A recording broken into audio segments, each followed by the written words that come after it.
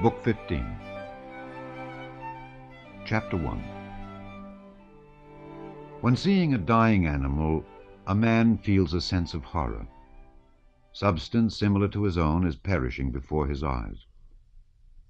But when it is a beloved and intimate human being that is dying, besides this horror at the extinction of life, there is a severance, a spiritual wound, which, like a physical wound, is sometimes fatal and sometimes heals, but always aches and shrinks at any external irritating touch. After Prince Andrew's death, Natasha and Princess Mary alike felt this. Drooping in spirit and closing their eyes before the menacing cloud of death that overhung them, they dared not look life in the face. They carefully guarded their open wounds from any rough and painful contact.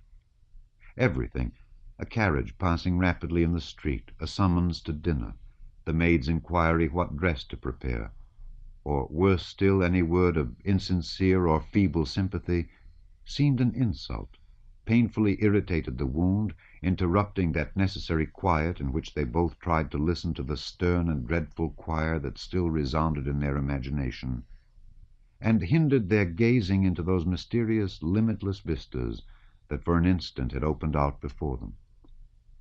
Only when alone together were they free from such outrage and pain. They spoke little even to another, and when they did, it was of very unimportant matters. Both avoided any allusion to the future. To admit the possibility of a future seemed to them to insult his memory. Still more carefully did they avoid anything relating to him who was dead. It seemed to them that what they had lived through and experienced could not be expressed in words, and that any reference to the details of his life infringed the majesty and sacredness of the mystery that had been accomplished before their eyes. Continued abstention from speech and constant avoidance of everything that might lead up to the subject, this halting on all sides at the boundary of what they might not mention, brought before their minds with still greater purity and clearness what they were both feeling. But pure and complete sorrow is as impossible as pure and complete joy. Princess Mary, in her position as absolute and independent arbiter of her own fate and guardian and instructor of her nephew, was the first to be called back to life from that realm of sorrow in which she had dwelt for the first fortnight. She received letters from her relations to which she had to reply. The room in which little Nicholas had been put was damp, and he began to cough. Alpatych came to Yaroslavl with reports on the state of their affairs, and with advice and suggestions that they should return to Moscow, to the house on the Vozdvizhenka Street, which had remained uninjured and needed only slight repairs. Life did not stand still, and it was necessary to live. Hard as it was for Princess Mary to emerge from the realm of secluded contemplation in which she had lived till then, and sorry and almost ashamed as she felt to leave Natasha alone, yet the cares of life demanded her attention, and she involuntarily yielded to them. She went through the accounts with Alpatych, conferred with de Sales about her nephew, and gave orders and made preparations for the journey to Moscow. Natasha remained alone, and from the time Princess Mary began making preparations for departure, held aloof from her too. Princess Mary asked the Countess to let Natasha go with her to Moscow, and both parents gladly accepted this offer, for they saw their daughter losing strength every day, and thought that a change of scene and the advice of Moscow doctors would be good for her. "I'm not going anywhere," Natasha replied when this was proposed to her. "Do please just leave me alone." And she ran out of the room, with difficulty refraining from tears of vexation and irritation rather than of sorrow.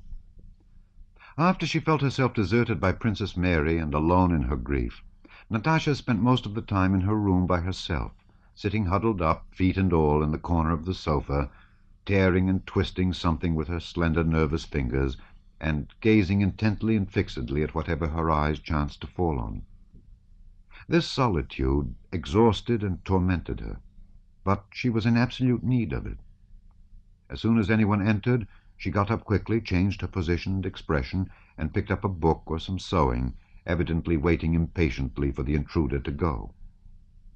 She felt all the time as if she might at any moment penetrate that on which, with a terrible questioning too great for her strength, her spiritual gaze was fixed. One day, toward the end of December, Natasha, pale and thin, dressed in a black woolen gown, her plaited hair negligently twisted into a knot, was crouched, feet and all, in the corner of her sofa, nervously crumpling and smoothing out the end of her sash, while she looked at the corner of the door. She was gazing in the direction in which he had gone, to the other side of life. And that other side of life, of which she had never before thought, and which had formerly seemed to her so far away and improbable, was now nearer and more akin and more comprehensible than this side of life, where everything was either emptiness and desolation, or suffering and indignity. She was gazing where she knew him to be, but she could not imagine him otherwise than as he had been here. She now saw him again as he had been at Mytischchi, at Troitsa, and at Yaroslavl. She saw his face, heard his voice, repeated his words and her own, and sometimes devised other words they might have spoken. There he is, lying back in an armchair, in his velvet cloak, leaning his head on his thin, pale hand.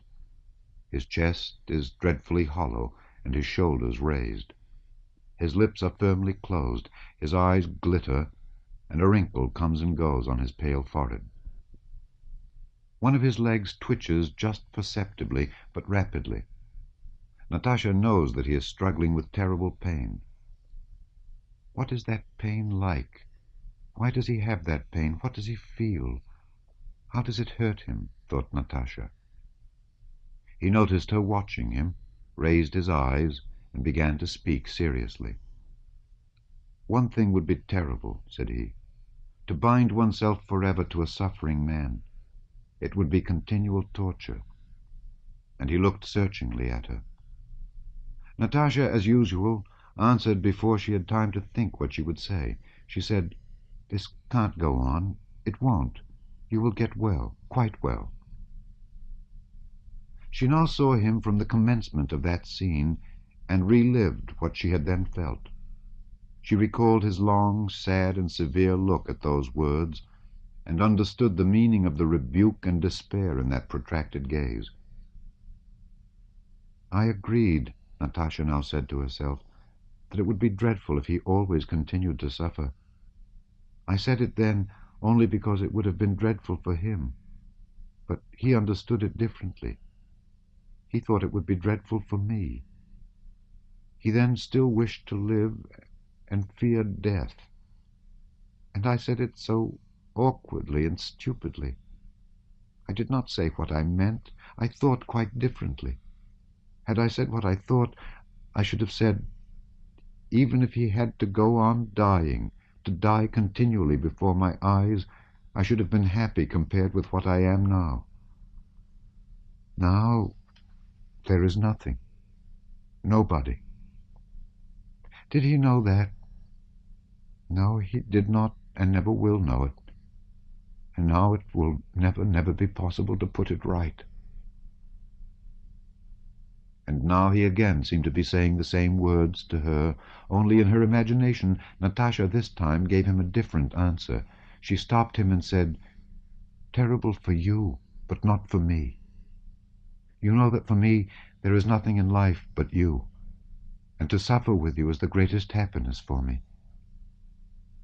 And he took her hand and pressed it as he had pressed it that terrible evening 4 days before his death.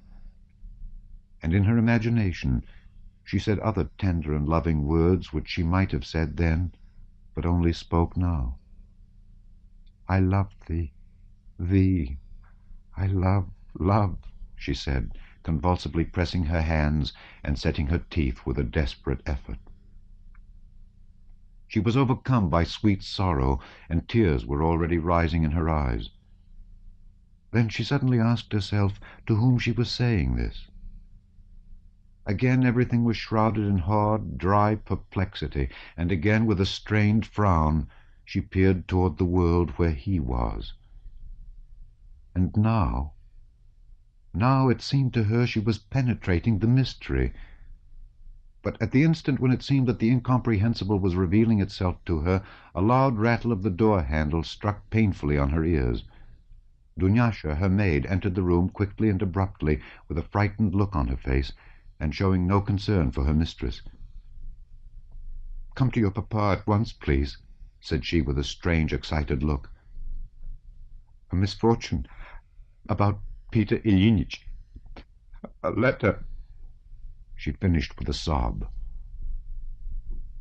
Chapter 2.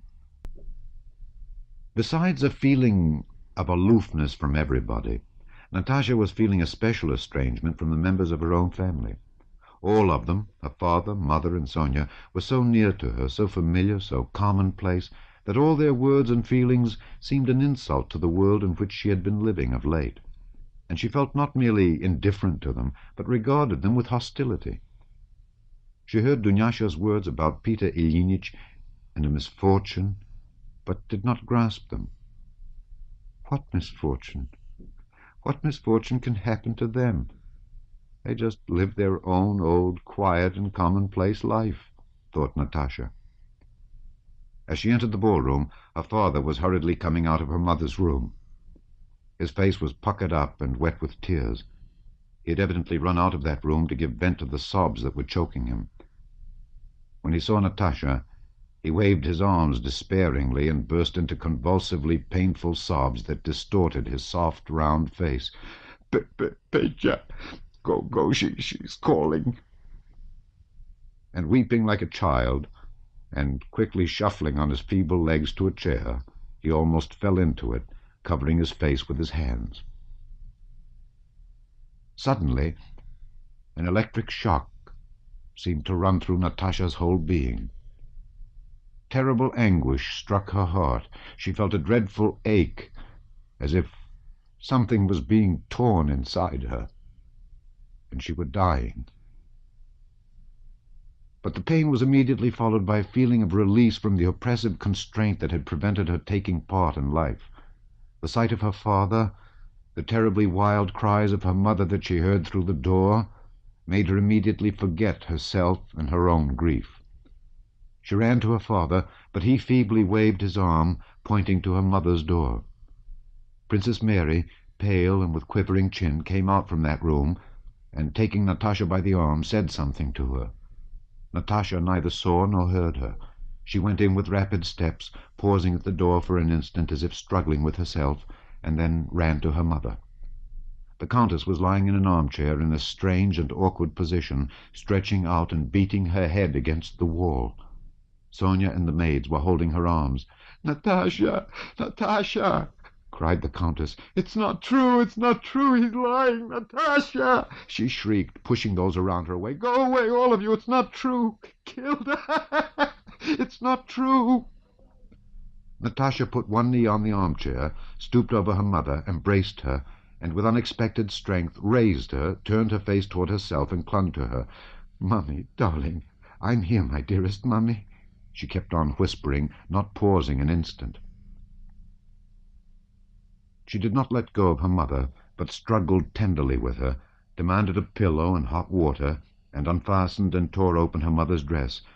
"My dearest darling, Mummy, my precious," she whispered incessantly, kissing her head, her hands, her face, and feeling her own irrepressible and streaming tears tickling her nose and cheeks. The Countess pressed her daughter's hand, closed her eyes, and became quiet for a moment. Suddenly she sat up with unaccustomed swiftness, glanced vacantly around her, and seeing Natasha, began to press her daughter's head with all her strength. Then she turned toward her daughter's face, which was wincing with pain, and gazed long at it. "Natasha, you love me?" she said in a soft, trustful whisper. "Natasha, you would not deceive me? You'll tell me the whole truth?" Natasha looked at her with eyes full of tears, and in her look there was nothing but love and an entreaty for forgiveness. "My darling Mummy," she repeated, straining all the power of her love to find some way of taking on herself the excess of grief that crushed her mother. And again, in a futile struggle with reality, her mother, refusing to believe that she could live when her beloved boy was killed in the bloom of life, escaped from reality into a world of delirium. Natasha did not remember how that day passed, nor that night, nor the next day and night. She did not sleep and did not leave her mother. Her persevering and patient love seemed completely to surround the Countess every moment, not explaining or consoling, but recalling her to life. During the third night, the Countess kept very quiet for a few minutes, and Natasha rested her head on the arm of her chair and closed her eyes, but opened them again on hearing the bedstead creak. The Countess was sitting up in bed and speaking softly. "How glad I am you've come. You're tired. Won't you have some tea?" Natasha went up to her. "You've improved in looks and grown more manly," continued the Countess, taking her daughter's hand. "Mamma, what do you say?" "Natasha, he is no more, no more." And embracing her daughter, the Countess began to weep for the first time. Chapter 3. Princess Mary postponed her departure. Sonia and the Count tried to replace Natasha, but could not. They saw that she alone was able to restrain her mother from unreasoning despair. For 3 weeks Natasha remained constantly at her mother's side, sleeping on a lounge chair in her room, making her eat and drink, and talking to her incessantly because the mere sound of her tender, caressing tones soothed her mother. The mother's wounded spirit could not heal. Petya's death had torn from her half her life. When the news of Petya's death had come, she had been a fresh and vigorous woman of 50. But a month later she left her room a listless old woman, taking no interest in life. But the same blow that almost killed the Countess, this second blow, restored Natasha to life. A spiritual wound, produced by a rending of the spiritual body, is like a physical wound, and, strange as it may seem, just as a deep wound may heal and its edges join, physical and spiritual wounds alike can yet heal completely only as the result of a vital force from within. Natasha's wound healed in that way. She thought her life was ended, but her love for her mother unexpectedly showed her that the essence of life, love, was still active within her. Love awoke, and so did life. Prince Andrew's last days had bound Princess Mary and Natasha together. This new sorrow brought them still closer to one another. Princess Mary put off her departure, and for 3 weeks looked after Natasha as if she had been a sick child. The last weeks passed in her mother's bedroom had strained Natasha's physical strength. One afternoon, noticing Natasha shivering with fever, Princess Mary took her to her own room and made her lie down on the bed. Natasha lay down, but when Princess Mary had drawn the blinds and was going away, she called her back. "I don't want to sleep, Mary. Sit by me a little." "You're tired. Try to sleep." No. Why did you bring me away? She will be asking for me." "But she's much better. She spoke so well today," said Princess Mary. Natasha lay on the bed, and in the semi-darkness of the room scanned Princess Mary's face. "Is she like him?" thought Natasha. "Yes, like and yet not like. But she's quite original, strange, new and unknown. And she loves me. What is in her heart? All that is good. But how? What is her mind like? What does she think about me? Yes, she's splendid." "Mary," she said timidly, drawing Princess Mary's hand to herself. "Mary, you mustn't think me wicked." "No? Mary, darling, how I love you. Let us be quite friends." And Natasha, embracing her, began kissing her face and hands, making Princess Mary feel shy but happy by this demonstration of her feelings. From that day, a tender and passionate friendship such as exists only between women was established between Princess Mary and Natasha. They were continually kissing and saying tender things to one another, and spent most of their time together. When one went out, the other became restless and hastened to rejoin her. Together they felt more in harmony with one another than either of them felt with herself when alone. A feeling stronger than friendship sprang up between them, an exclusive feeling of life being possible only in each other's presence. Sometimes they were silent for hours. Sometimes, after they were already in bed, they would begin talking and go on till morning. They spoke most of what was long past. Princess Mary spoke of her childhood, of her mother, her father, and her daydreams, and Natasha, who with a passive lack of understanding had formerly turned away from that life of devotion, submission, and the poetry of Christian self-sacrifice, now, feeling herself bound to Princess Mary by affection, learned to love her past, too, and to understand a side of life previously incomprehensible to her. She did not think of applying submission and self-abnegation to her own life, for she was accustomed to seek other joys, but she understood and loved in another those previously incomprehensible virtues. For Princess Mary, listening to Natasha's tales of childhood and early youth, there also opened out a new and hitherto uncomprehended side of life, belief in life and its enjoyment. Just as before, they never mentioned him, so as not to lower, as they thought, their exalted feelings by words. But this silence about him had the effect of making them gradually begin to forget him without being conscious of it. Natasha had grown thin and pale, and physically so weak that they all talked about her health, and this pleased her. But sometimes she was suddenly overcome by fear not only of death, but of sickness, weakness, and loss of good looks, and involuntarily she examined her bare arm carefully, surprised at its thinness, and in the morning noticed her drawn and, as it seemed to her, piteous face in her glass. It seemed to her that things must be so, and yet it was dreadfully sad. One day she went quickly upstairs and found herself out of breath.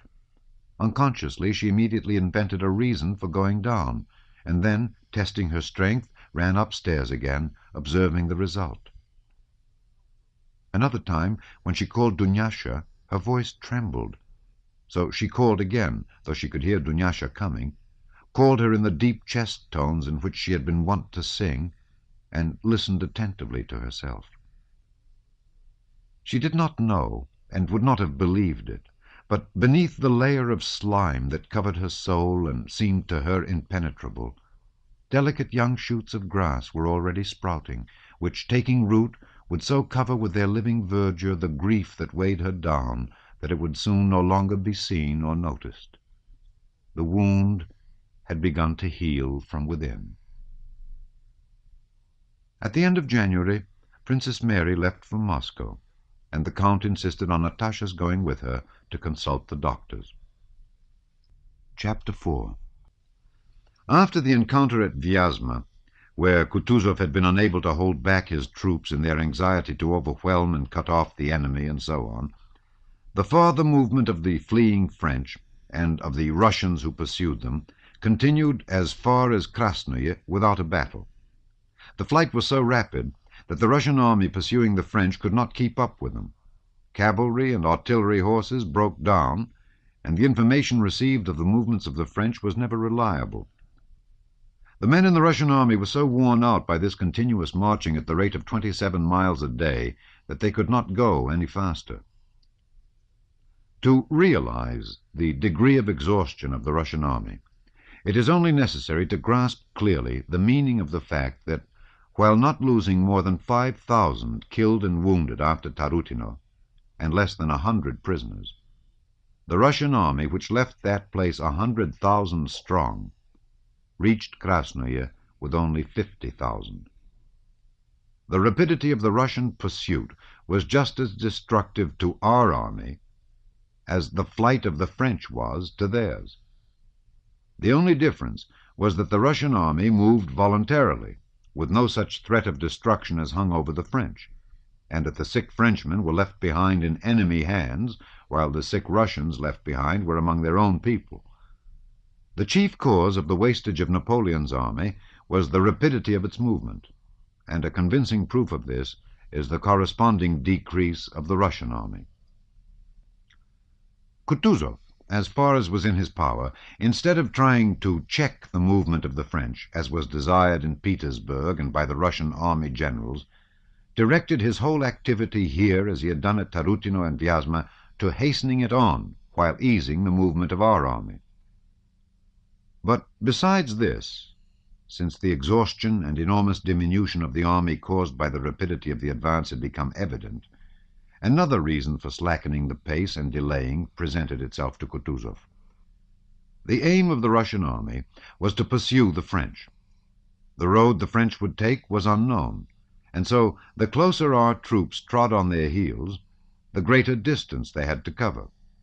Only by following at some distance could one cut across the zigzag path of the French.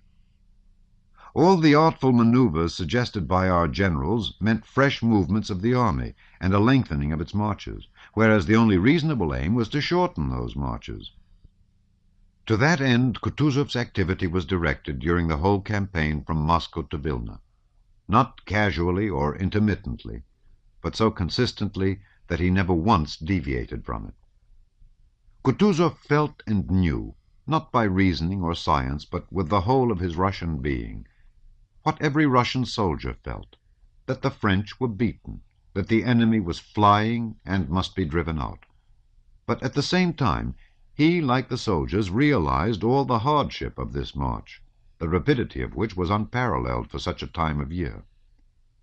But to the generals, especially the foreign ones in the Russian army, who wished to distinguish themselves, to astonish somebody, and for some reason to capture a king or a duke, it seemed that now, when any battle must be horrible and senseless, was the very time to fight and conquer somebody. Kutuzov merely shrugged his shoulders when one after another they presented projects of maneuvers to be made with those soldiers, ill-shod, insufficiently clad, and half-starved, who within a month and without fighting a battle had dwindled to half their number, and who, at the best, if the flight continued, would have to go a greater distance than that they had already traversed before they reached the frontier. This longing to distinguish themselves, to maneuver, to overthrow, and to cut off, showed itself particularly whenever the Russians stumbled on the French army. So it was at Krasnoye, where they expected to find one of the 3 French columns, and stumbled instead on Napoleon himself with 16,000 men. Despite all Kutuzov's efforts to avoid that ruinous encounter and to preserve his troops, the massacre of the broken mob of French soldiers by worn-out Russians continued at Krasnoye for 3 days. Toll wrote a disposition. The first column will march to so-and-so, etc. And as usual, nothing happened in accord with the disposition. Prince Eugene of Württemberg fired from a hill over the French crowds that were running past, and demanded reinforcements which did not arrive. The French, avoiding the Russians, dispersed and hid themselves in the forest by night, making their way round as best they could, and continued their flight. Miloradovich, who said he did not want to know anything about the commissariat affairs of his detachment and could never be found when he was wanted, that chevalier sans peur et sans reproche, knight without fear and without reproach, as he styled himself, who was fond of parleys with the French, sent envoys demanding their surrender, wasted time, and did not do what he was ordered to do. "I give you that column, lads," he said, riding up to the troops and pointing out the French to the cavalry. And the cavalry, with spurs and sabres urging on horses that could scarcely move, trotted with much effort to the column presented to them, that is to say, to a crowd of Frenchmen stark with cold, frost-bitten, and starving, and the column that had been presented to them threw down its arms and surrendered as it had long been anxious to do. At Krasnoye they took 26,000 prisoners, several hundred cannon, and a stick called a marshal's staff, and disputed as to who had distinguished himself, and were pleased with their achievement. though they much regretted not having taken Napoleon, or at least a marshal or a hero of some sort, and reproached one another, and especially Kutuzov, for having failed to do so. These men, carried away by their passions, were but blind tools of the most melancholy law of necessity, but considered themselves heroes, and imagined that they were accomplishing a most noble and honorable deed. They blamed Kutuzov, and said that from the very beginning of the campaign he had prevented their vanquishing Napoleon, that he thought of nothing but satisfying his passions, and would not advance from the linen factories because he was comfortable there, that at Krasnoye he checked the advance because on learning that Napoleon was there he had quite lost his head, and that it was probable that he had an understanding with Napoleon and had been bribed by him, and so on, and so on. Not only did his contemporaries, carried away by their passions, talk in this way, but posterity and history have acclaimed Napoleon as grand, while Kutuzov is described by foreigners as a crafty, dissolute, weak old courtier, and by Russians as something indefinite, a sort of puppet, useful only because he had a Russian name. Chapter 5. In 1812 and 1813, Kutuzov was openly accused of blundering. The emperor was dissatisfied with him. And in a history recently written by order of the highest authorities, it is said that Kutuzov was a cunning court liar, frightened of the name of Napoleon, and that by his blunders at Krasnoye and the Berezina he deprived the Russian army of the glory of complete victory over the French.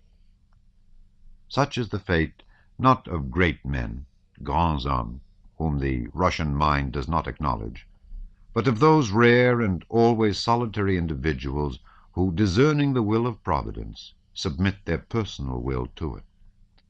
The hatred and contempt of the crowd punish such men for discerning the higher laws.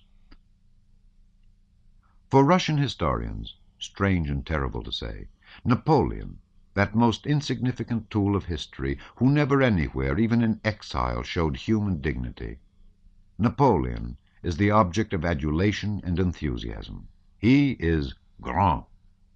But Kutuzov, the man who from the beginning to the end of his activity in 1812, never once swerving by word or deed from Borodino to Vilna, presented an example exceptional in history of self-sacrifice and a present consciousness of the future importance of what was happening, Kutuzov seems to them something indefinite and pitiful, and when speaking of him and of the year 1812, they always seem a little ashamed.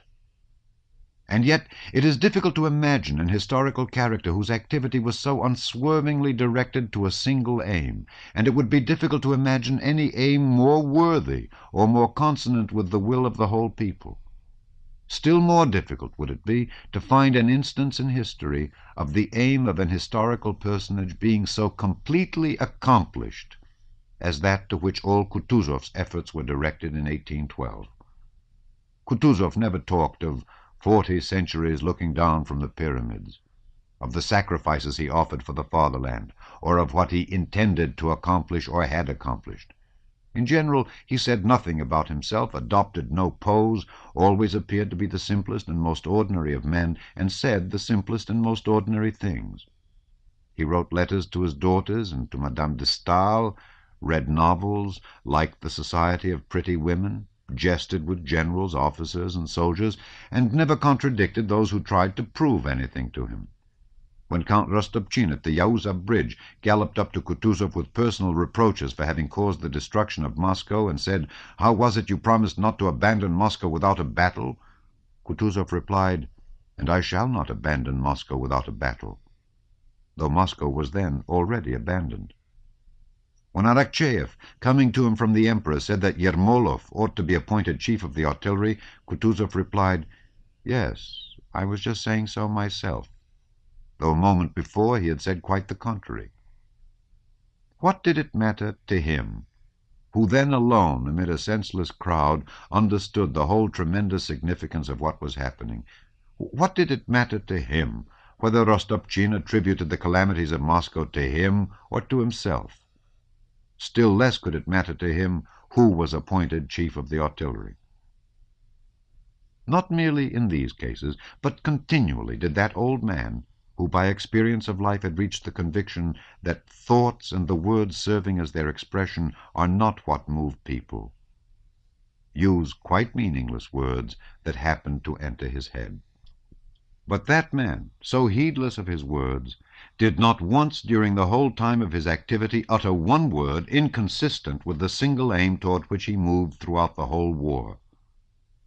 Obviously, in spite of himself, in very diverse circumstances, he repeatedly expressed his real thoughts with the bitter conviction that he would not be understood. Beginning with the Battle of Borodino, from which time his disagreement with those about him began, he alone said that the Battle of Borodino was a victory, and repeated this both verbally and in his dispatches and reports up to the time of his death.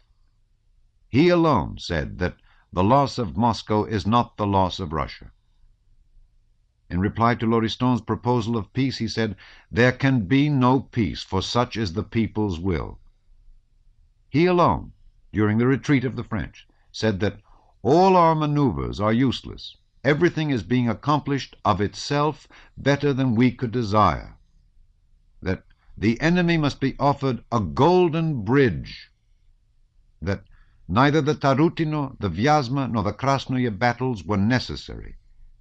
That we must keep some force to reach the frontier with, and that he would not sacrifice a single Russian for 10 Frenchmen. And this courtier, as he is described to us, who lies to Arakcheyev to please the emperor, he alone, incurring thereby the emperor's displeasure, said in Vilna that to carry the war beyond the frontier is useless and harmful. Nor do words alone prove that only he understood the meaning of the events. His actions, without the smallest deviation, were all directed to one and the same threefold end. 1, to brace all his strength for conflict with the French. 2, to defeat them. And 3, to drive them out of Russia, minimizing as far as possible the sufferings of our people and of our army. This procrastinator Kutuzov, whose motto was patience and time, this enemy of decisive action, gave battle at Borodino, investing the preparations for it with unparalleled solemnity. This Kutuzov, who before the Battle of Austerlitz began, said that it would be lost, he alone, in contradiction to everyone else, declared till his death that Borodino was a victory, despite the assurance of generals that the battle was lost, and despite the fact that for an army to have to retire after winning a battle was unprecedented. He alone, during the whole retreat, insisted that battles which were useless then should not be fought, and that a new war should not be begun, nor the frontiers of Russia crossed. It is easy now to understand the significance of these events, if only we abstain from attributing to the activity of the mass aims that existed only in the heads of a dozen individuals. For the events and their results now lie before us. But how did that old man, alone, in opposition to the general opinion, so truly discern the importance of the people's view of the events that in all his activity he was never once untrue to it? The source of that extraordinary power of penetrating the meaning of the events then occurring lay in the national feeling which he possessed in full purity and strength. Only the recognition of the fact that he possessed this feeling caused the people in so strange a manner, contrary to the Tsar's wish, to select him, an old man in disfavor, to be their representative in the national war. And only that feeling placed him on that highest human pedestal from which he, the commander-in-chief, devoted all his powers not to slaying and destroying men, but to saving and showing pity on them. That simple, modest, and therefore truly great figure could not be cast in the false mold of a European hero, the supposed ruler of men that history has invented.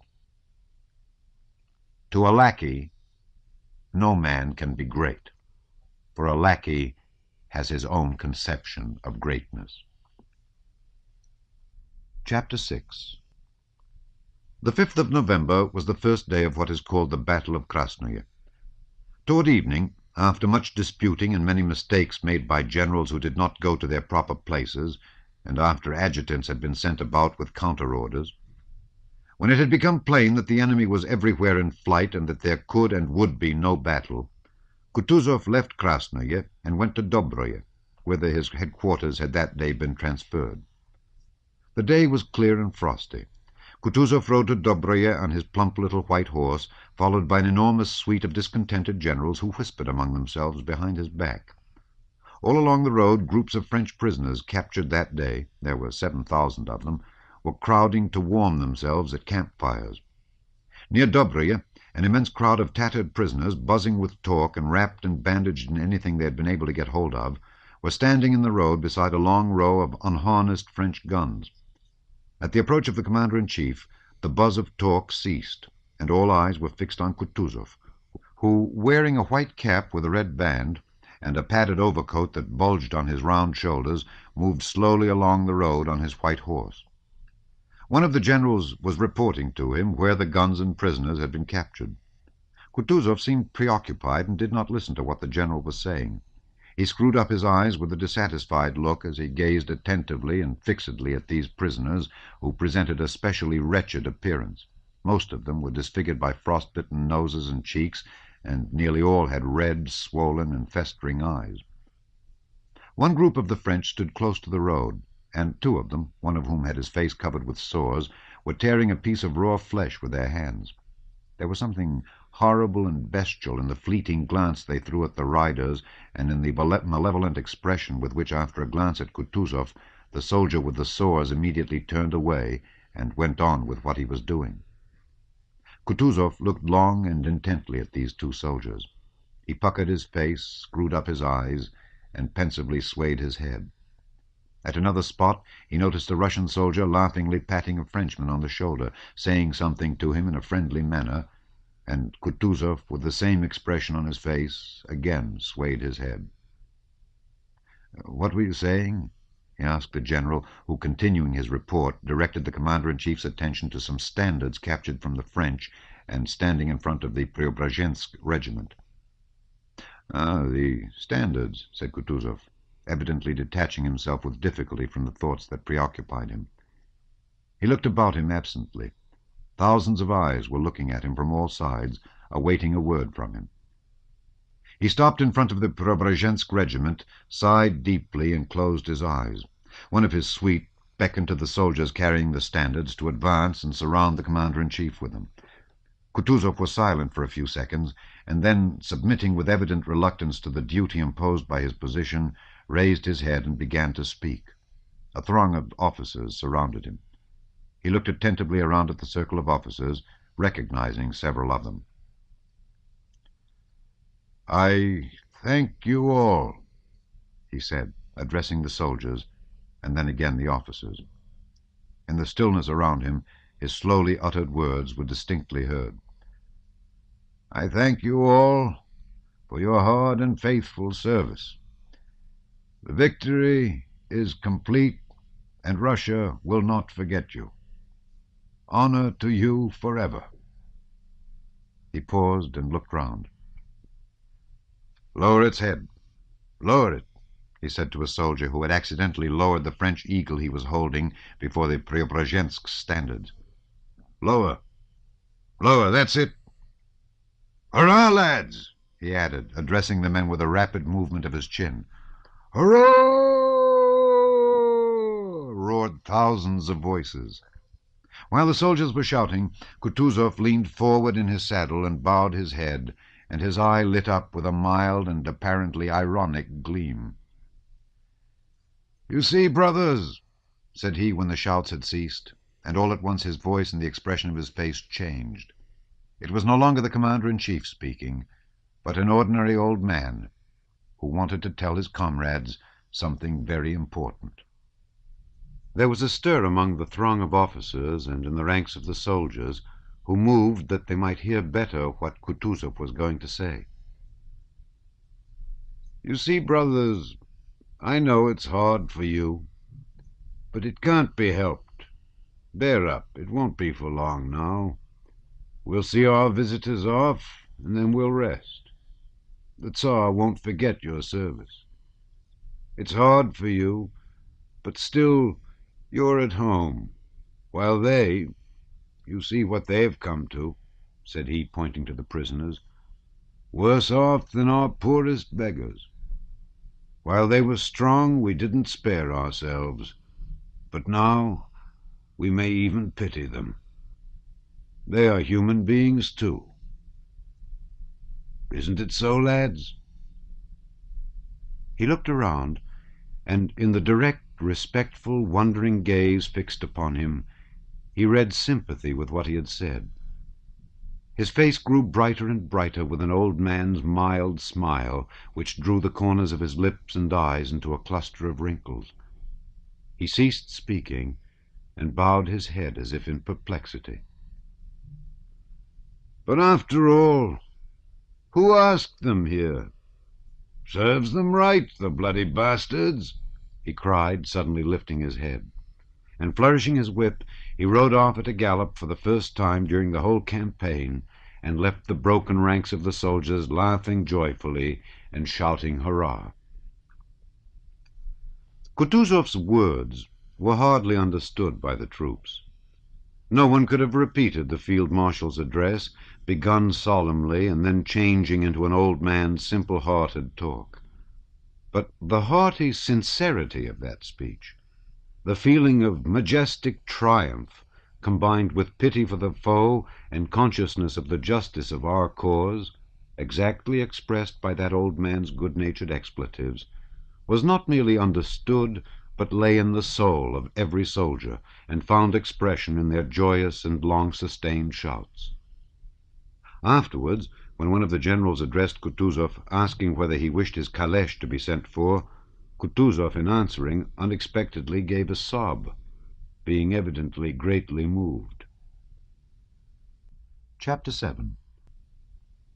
When the troops reached their night's halting place on the 8th of November, the last day of the Krasnoye battles, it was already growing dusk.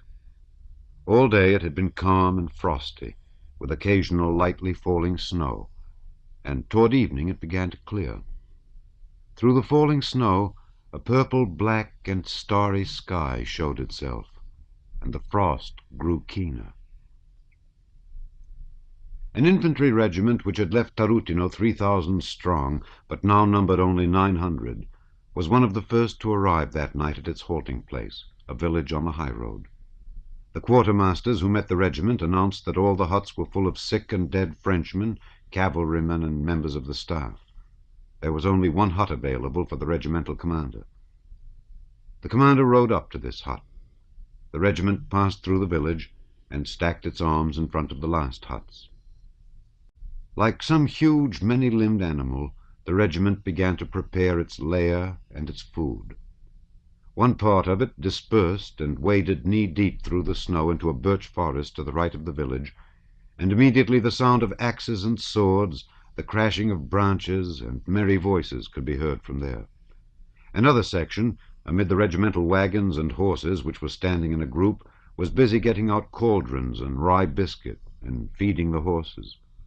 A third section scattered through the village arranging quarters for the staff officers, carrying out the French corpses that were in the huts and dragging away boards, dry wood, and thatch from the roofs for the campfires, or wattle fences to serve for shelter.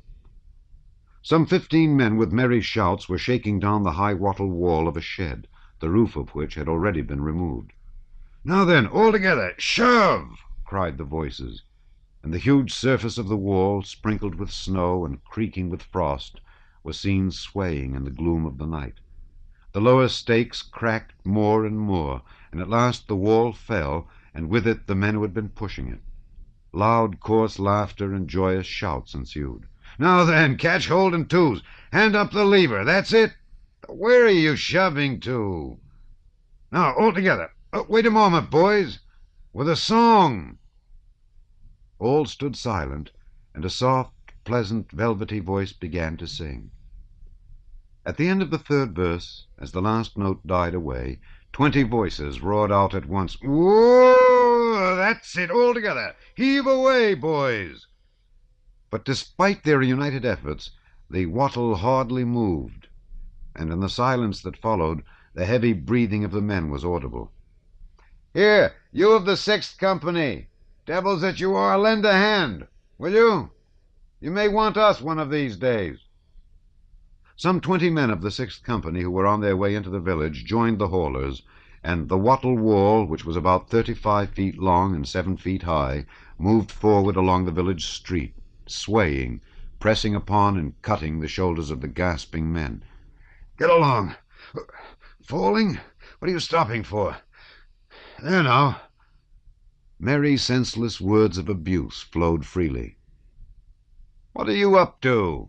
Suddenly came the authoritative voice of a sergeant major who came upon the men who were hauling their burden. There are gentry here. The general himself is in that hut. And you foul-mouthed devils, you brutes, I'll give it to you, shouted he, hitting the first man who came in his way a swinging blow on the back. Can't you make less noise? The men became silent.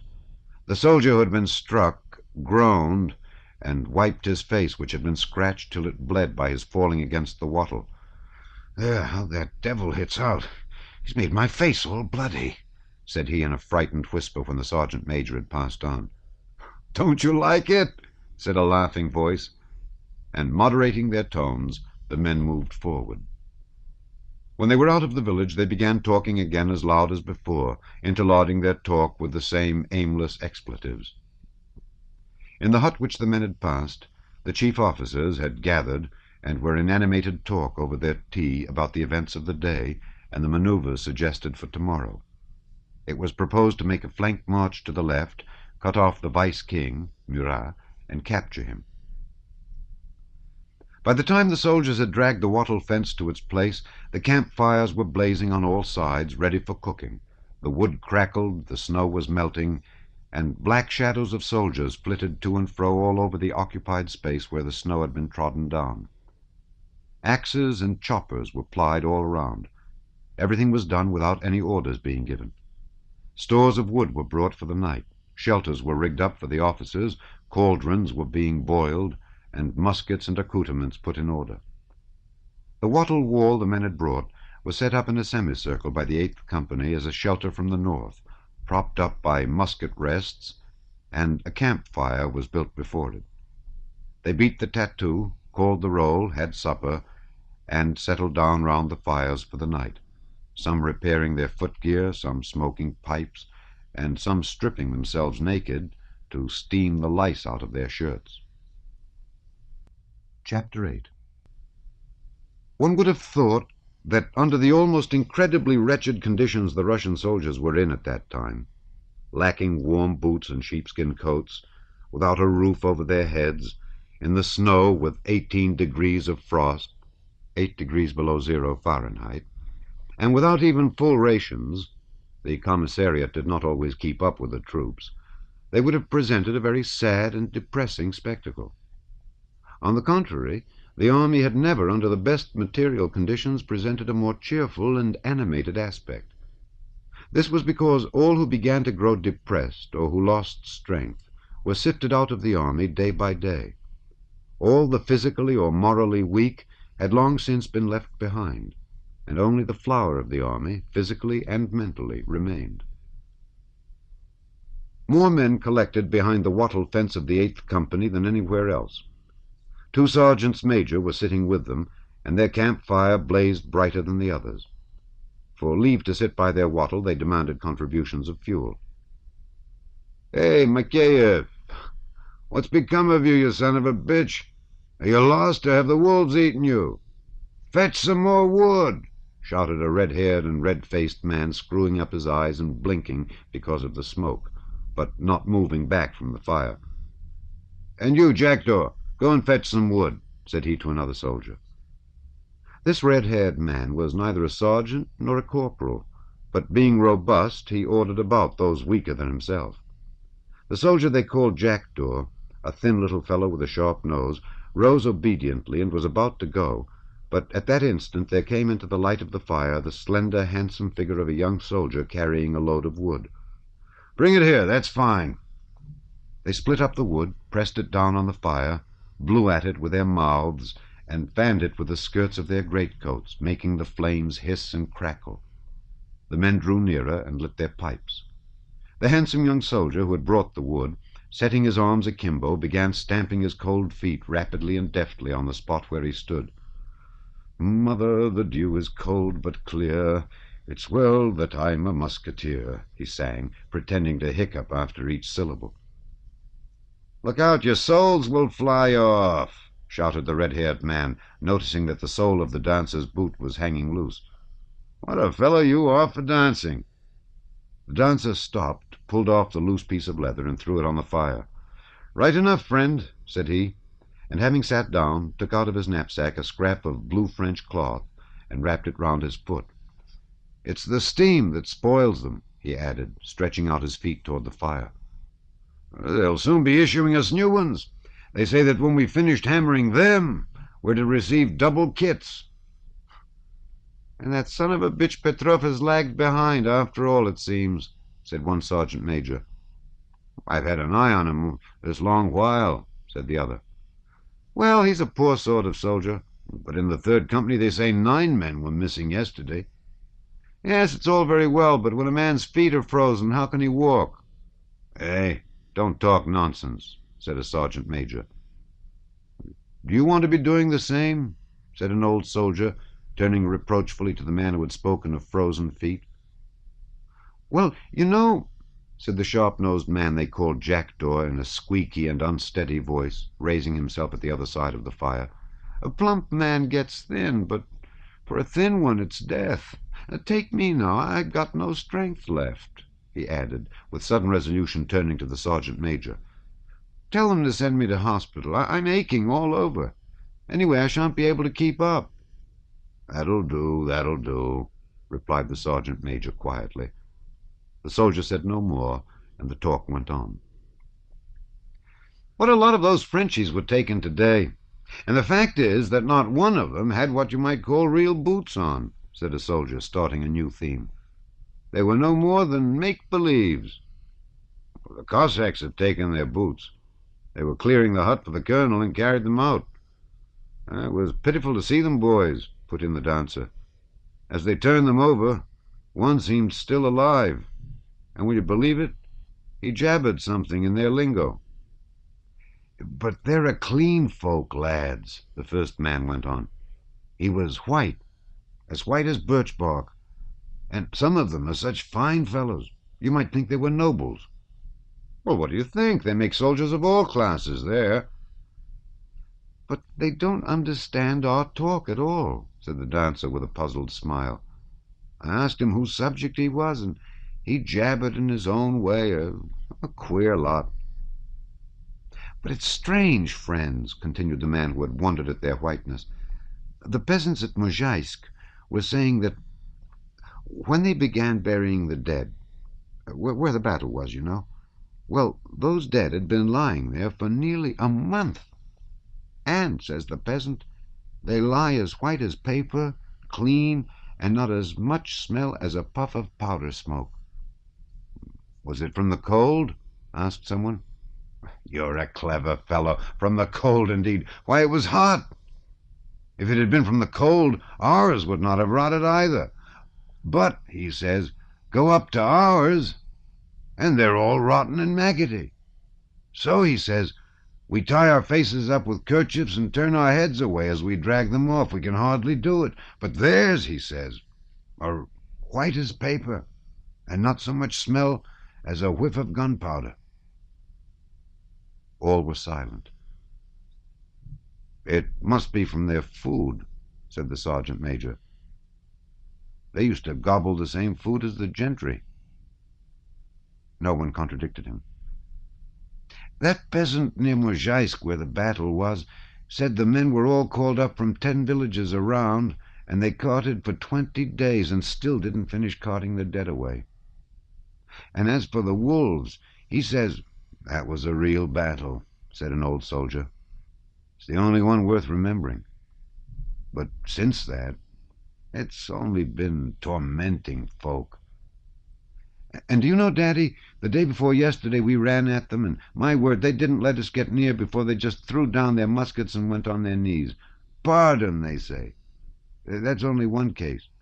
They say Platov took Napoleon himself twice, but he didn't know the right charm. He catches him, no good. He turns into a bird in his hands and flies away. There's no way of killing him either. You're a first-class liar, Kisilyov, when I come to look at you. Liar, indeed. It's the real truth. If he fell into my hands, when I'd caught him, I'd bury him in the ground with an aspen stake to fix him down. What a lot of men he's ruined. Well, anyhow, we're going to end it. You won't come here again, remarked the old soldier, yawning. The conversation flagged, and the soldiers began settling down to sleep. Look at the stars. It's wonderful how they shine. You would think the women had spread out their linen, said one of the men, gazing with admiration at the Milky Way. That's a sign of a good harvest next year. We shall want some more wood. You warm your back and your belly gets frozen. That's queer. Oh, Lord. What are you pushing for? The fire only for you? Look how he's sprawling. In the silence that ensued, the snoring of those who had fallen asleep could be heard. Others turned over and warmed themselves, now and again exchanging a few words. From a campfire 100 paces off came a sound of general merry laughter. "Hark at them roaring there in the 5th Company," said one of the soldiers. "What a lot of them there are." One of the men got up and went over to the 5th Company. "They're having such fun," said he, coming back. "2 Frenchies have turned up. One's quite frozen, and the other's an awful swaggerer. He's singing songs." "Oh, I'll go across and have a look." And several of the men went over to the 5th Company. Chapter 9. The 5th Company was bivouacking at the very edge of the forest. A huge campfire was blazing brightly in the midst of the snow, lighting up the branches of trees heavy with hoarfrost. About midnight they heard the sound of steps in the snow of the forest and the crackling of dry branches. "A bear, lads," said one of the men. They all raised their heads to listen, and out of the forest into the bright firelight stepped 2 strangely clad human figures clinging to one another. These were 2 Frenchmen who had been hiding in the forest. They came up to the fire, hoarsely uttering something in a language our soldiers did not understand. One was taller than the other. He wore an officer's hat and seemed quite exhausted. On approaching the fire he had been going to sit down, but fell. The other, a short, sturdy soldier with a shawl tied round his head, was stronger. He raised his companion and said something, pointing to his mouth. The soldiers surrounded the Frenchman, spread a greatcoat on the ground for the sick man, and brought some buckwheat porridge and vodka for both of them. The exhausted French officer was Ramballe, and the man with his head wrapped in the shawl was Morel, his orderly. When Morel had drunk some vodka and finished his bowl of porridge, he suddenly became unnaturally merry and chatted incessantly to the soldiers who could not understand him. Ramballe refused food, and, resting his head on his elbow, lay silent beside the campfire, looking at the Russian soldiers with red and vacant eyes. Occasionally he emitted a long-drawn groan, and then again became silent. Morel, pointing to his shoulders, tried to impress on the soldiers the fact that Ramballe was an officer and ought to be warmed. A Russian officer who had come up to the fire sent to ask his colonel whether he would not take a French officer into his hut to warm him, and when the messenger returned and said that the colonel wished the officer to be brought to him, Ramballe was told to go. He rose and tried to walk, but staggered and would have fallen had not a soldier standing by held him up. "You won't do it again, eh?" said one of the soldiers, winking and turning mockingly to Ramballe. "Oh, you fool! Why talk rubbish, lout that you are? A real peasant!" came rebukes from all sides addressed to the jesting soldier. They surrounded Ramballe, lifted him on the crossed arms of 2 soldiers, and carried him to the hut. Ramballe put his arms around their necks while they carried him, and began wailing plaintively. "Oh, you fine fellows! My kind, kind friends, these are men. Oh, my brave, kind friends. And he leaned his head against the shoulder of one of the men like a child. Meanwhile, Morel was sitting in the best place by the fire, surrounded by the soldiers. Morel, a short, sturdy Frenchman with inflamed and streaming eyes, was wearing a woman's cloak and had a shawl tied woman fashion round his head over his cap. He was evidently tipsy and was singing a French song in a hoarse, broken voice, with an arm thrown round the nearest soldier. The soldiers simply held their sides as they watched him. Now then, teach us how it goes. I'll soon pick it up. How is it?" said the man, a singer and a wag, whom Morel was embracing. "Vive Henri IV, vive ce roi vaillant, long live Henry IV, that valiant king," sang Morel, winking. "Ce diable à quatre, that rowdy devil." "Vive Henri, vive ce rouvarou, ce diable à quatre," repeated the soldier, flourishing his arm and really catching the tune. "Bravo! Ha, ha, ha!" rose their rough, joyous laughter from all sides. Morel, wrinkling up his face, laughed too. "Well, go on. Tu as le triple talent de boire, de battre, et d'être un ver galant," who had a triple talent for drinking, for fighting, and for being a gallant old boy. "It goes smoothly, too. Well, now, Zaliataev." "Sure," Zaliataev brought out with effort. He drawled, laboriously pursing his lips. "Le triple talent de but de bas et de travail galant," he sang. "Fine, just like the Frenchie. Oh, you want some more to eat?" "Give him some porridge. It takes a long time to get filled up after starving." They gave him some more porridge, and Morel with a laugh set to work on his third bowl. All the young soldiers smiled gaily as they watched him. The older men, who thought it undignified to amuse themselves with such nonsense, continued to lie at the opposite side of the fire. But one would occasionally raise himself on an elbow and glance at Morel with a smile. "They are men, too," said one of them as he wrapped himself up in his coat. "Even wormwood grows on its own root." Oh, Lord, how starry it is. Tremendous. That means a hard frost. They all grew silent. The stars, as if knowing that no one was looking at them, began to disport themselves in the dark sky, now flaring up, now vanishing, now trembling. They were busy whispering something gladsome and mysterious to one another. Chapter 10. The French army melted away at the uniform rate of a mathematical progression, and that crossing of the Berezina, about which so much has been written, was only one intermediate stage in its destruction, and not at all the decisive episode of the campaign. If so much has been and still is written about the Berezina, on the French side this is only because at the broken bridge across that river the calamities their army had been previously enduring were suddenly concentrated at one moment into a tragic spectacle that remained in every memory. And on the Russian side, merely because in Petersburg, far from the seat of war, a plan, again one of fools, had been devised to catch Napoleon in a strategic trap at the Berezina River. Everyone assured himself that all would happen according to plan, and therefore insisted that it was just the crossing of the Berezina that destroyed the French army. In reality, the results of the crossing were much less disastrous to the French in guns and men lost than Krasnoye had been, as the figures show.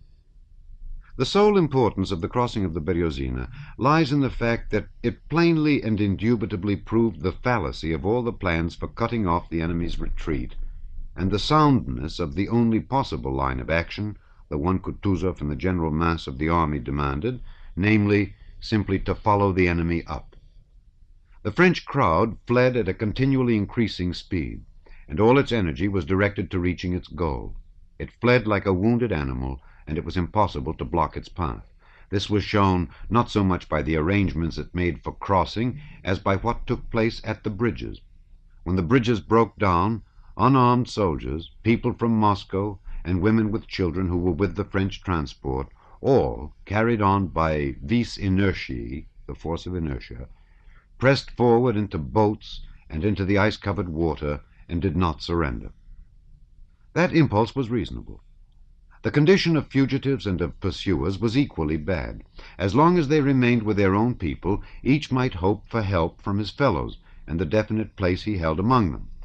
But those who surrendered, while remaining in the same pitiful plight, would be on a lower level to claim a share in the necessities of life. The French did not need to be informed of the fact that half the prisoners, with whom the Russians did not know what to do, perished of cold and hunger, despite their captors' desire to save them. They felt that it could not be otherwise. The most compassionate Russian commanders, those favorable to the French, and even the Frenchmen in the Russian service, could do nothing for the prisoners.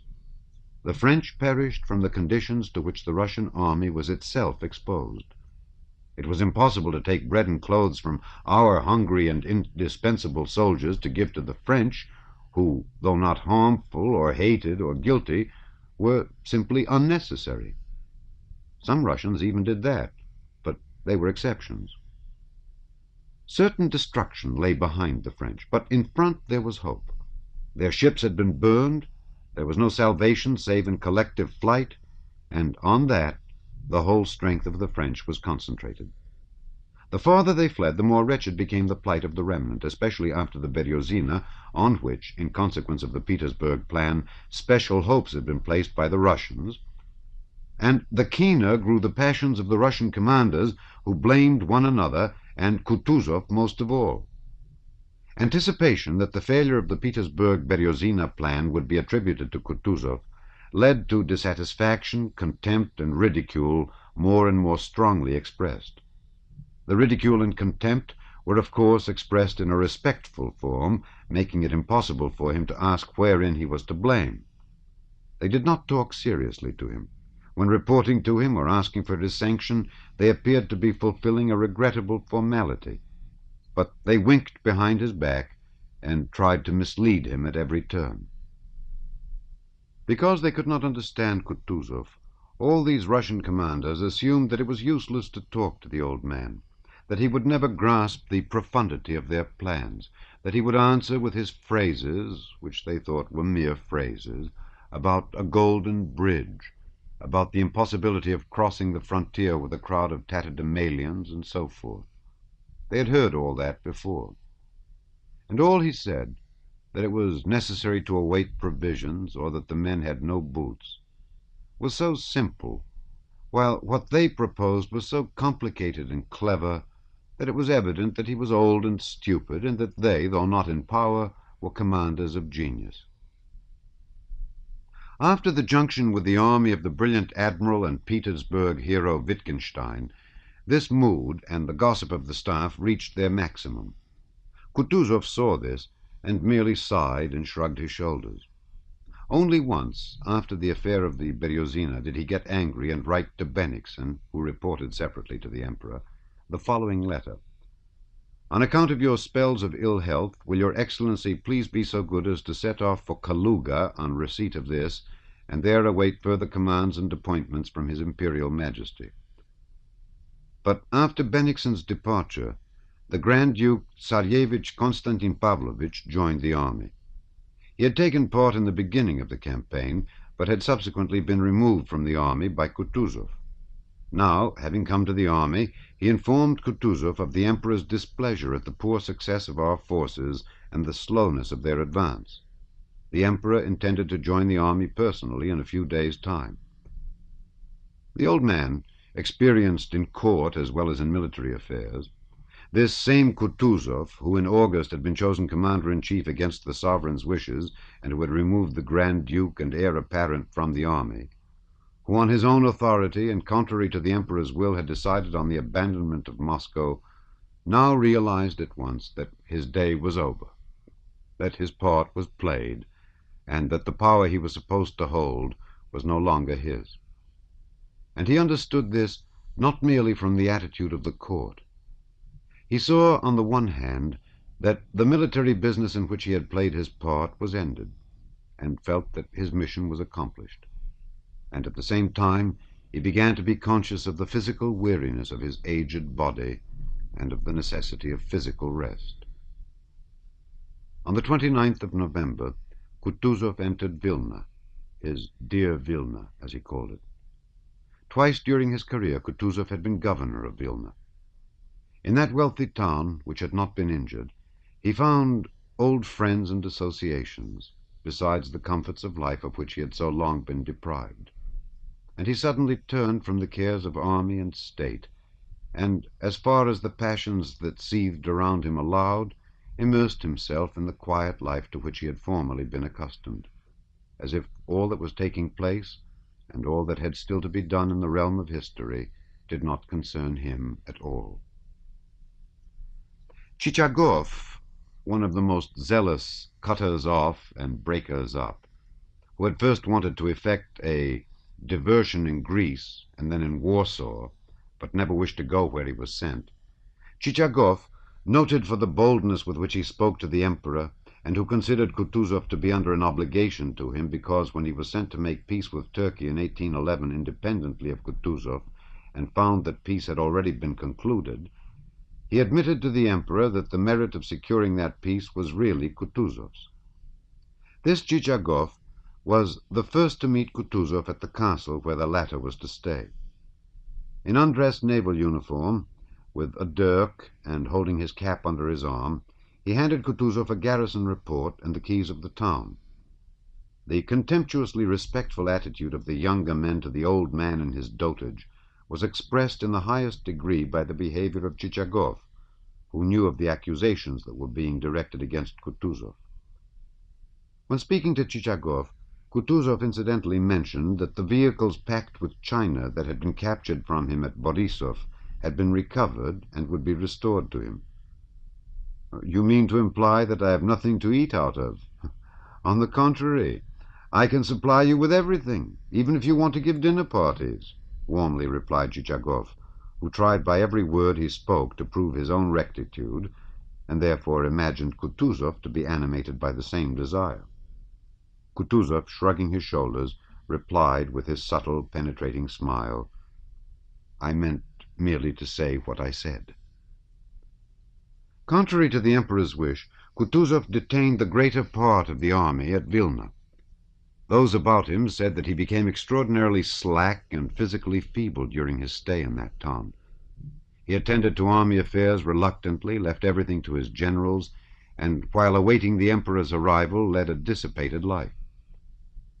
Having left Petersburg on the 7th of December with his suite, Count Tolstoy, Prince Volkonsky, Arakcheyev, and others, the emperor reached Vilna on the 11th, and in his traveling sleigh drove straight to the castle. In spite of the severe frost, some 100 generals and staff officers in full parade uniform stood in front of the castle, as well as a guard of honor of the Semyonov regiment. A courier who galloped to the castle in advance, in a troika with 3 foam-flecked horses, shouted, "Coming!" and Konovnitsyn rushed into the vestibule to inform Kutuzov, who was waiting in the hall porter's little lodge. A minute later, the old man's large, stout figure in full-dress uniform, his chest covered with orders and a scarf drawn round his stomach, waddled out into the porch. He put on his hat with its peaks to the sides, and, holding his gloves in his hand, and walking with an effort sideways down the steps to the level of the street, took in his hand the report he had prepared for the emperor. There was running to and fro and whispering. Another troika flew furiously up, and then all eyes were turned on an approaching sleigh in which the figures of the emperor and Volkonsky could already be descried. From the habit of 50 years, all this had a physically agitating effect on the old general. He carefully and hastily felt himself all over, readjusted his hat, and pulling himself together drew himself up, and at the very moment when the emperor, having alighted from his sleigh, lifted his eyes to him, handed him the report, and began speaking in his smooth, ingratiating voice. The emperor, with a rapid glance, scanned Kutuzov from head to foot, frowned for an instant, but immediately mastering himself, went up to the old man, extended his arms, and embraced him. And this embrace, too, owing to a long-standing impression related to his innermost feelings, had its usual effect on Kutuzov, and he gave a sob. The emperor greeted the officers and the Semyonov guard, and again pressing the old man's hand, went with him into the castle. When alone with the field marshal, the emperor expressed his dissatisfaction at the slowness of the pursuit and at the mistakes made at Krasnoye and the Beryozina, and informed him of his intentions for a future campaign abroad. Kutuzov made no rejoinder or remark. The same submissive, expressionless look with which he had listened to the emperor's commands on the field of Austerlitz 7 years before settled on his face now. When Kutuzov came out of the study, and with lowered head was crossing the ballroom with his heavy waddling gait, he was arrested by someone's voice saying, "Your Serene Highness." Kutuzov raised his head and looked for a long while into the eyes of Count Tolstoy, who stood before him holding a silver salver on which lay a small object. Kutuzov seemed not to understand what was expected of him. Suddenly he seemed to remember. A scarcely perceptible smile flashed across his puffy face, and bowing low and respectfully, he took the object that lay on the salver. It was the Order of St. George of the first class. Note: the Order of St. George was founded by Catherine the Great in 1769 for distinguished exploits in war. The first class, a very high honor seldom given, is a star and cross attached to a ribbon. Chapter 11. Next day, the field marshal gave a dinner and ball which the emperor honored by his presence. Kutuzov had received the Order of St. George of the first class, and the emperor showed him the highest honors, but everyone knew of the imperial dissatisfaction with him. The proprieties were observed, and the emperor was the first to set that example, but everybody understood that the old man was blameworthy and good for nothing. When Kutuzov, conforming to a custom of Catherine's day, ordered the standards that had been captured to be lowered at the emperor's feet on his entering the ballroom, the emperor made a wry face and muttered something in which some people caught the words, "The old comedian." The emperor's displeasure with Kutuzov was specially increased at Vilna by the fact that Kutuzov evidently could not or would not understand the importance of the coming campaign. When on the following morning the emperor said to the officers assembled about him, "You have not only saved Russia, you have saved Europe," they all understood that the war was not ended. Kutuzov alone would not see this, and openly expressed his opinion that no fresh war could improve the position or add to the glory of Russia, but could only spoil and lower the glorious position that Russia had gained. He tried to prove to the emperor the impossibility of levying fresh troops, spoke of the hardships already endured by the people, of the possibility of failure, and so forth. This being the field marshal's frame of mind, he was naturally regarded as merely a hindrance and obstacle to the impending war. To avoid unpleasant encounters with the old man, the natural method was to do what had been done with him at Austerlitz, and with Barclay at the beginning of the Russian campaign, to transfer the authority to the emperor himself, thus cutting the ground from under the commander-in-chief's feet without upsetting the old man by informing him of the change. With this object, his staff was gradually reconstructed, and its real strength removed and transferred to the emperor.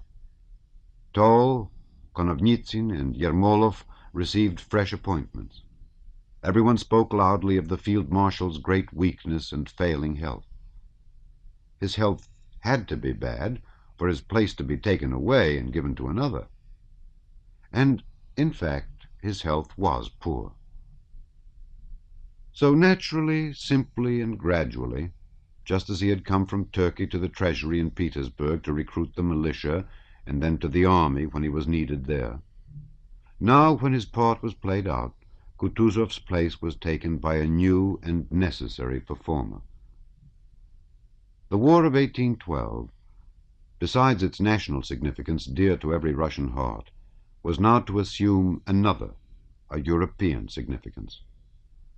The movement of peoples from west to east was to be succeeded by a movement of peoples from east to west, and for this fresh war another leader was necessary, having qualities and views differing from Kutuzov's and animated by different motives.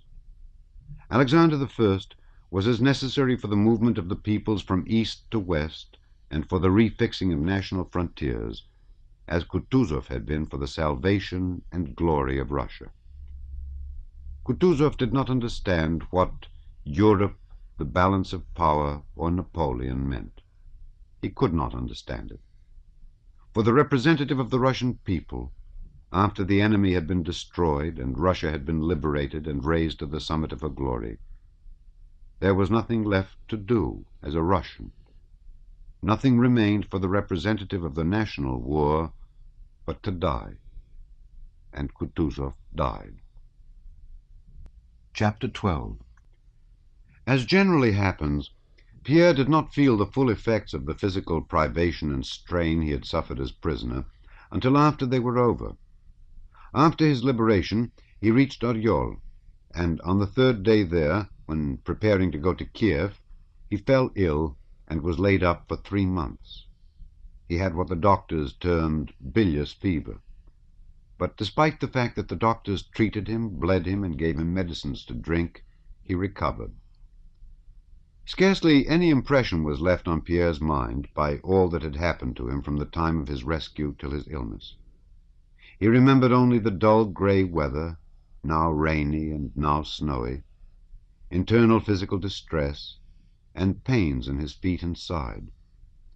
He remembered a general impression of the misfortunes and sufferings of people, and of being worried by the curiosity of officers and generals who questioned him. He also remembered his difficulty in procuring a conveyance and horses. And above all, he remembered his incapacity to think and feel all that time. On the day of his rescue, he had seen the body of Petya Rostov. That same day he had learned that Prince Andrew, after surviving the Battle of Borodino for more than a month, had recently died in the Rostovs' house at Yaroslavl. And Denisov, who told him this news, also mentioned Hélène's death, supposing that Pierre had heard of it long before. All this, at the time, seemed merely strange to Pierre. He felt he could not grasp its significance. Just then he was only anxious to get away as quickly as possible from places where people were killing one another, to some peaceful refuge where he could recover himself, rest, and think over all the strange new facts he had learned. But on reaching Oryol, he immediately fell ill. When he came to himself after his illness, he saw in attendance on him 2 of his servants, Terentyi and Vaska, who had come from Moscow, and also his cousin, the eldest princess, who had been living on his estate at Yelets, and, hearing of his rescue and illness, had come to look after him.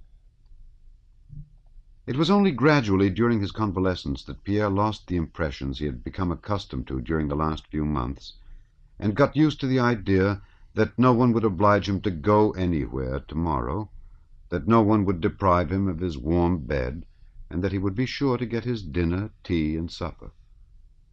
But for a long time in his dreams he still saw himself in the conditions of captivity.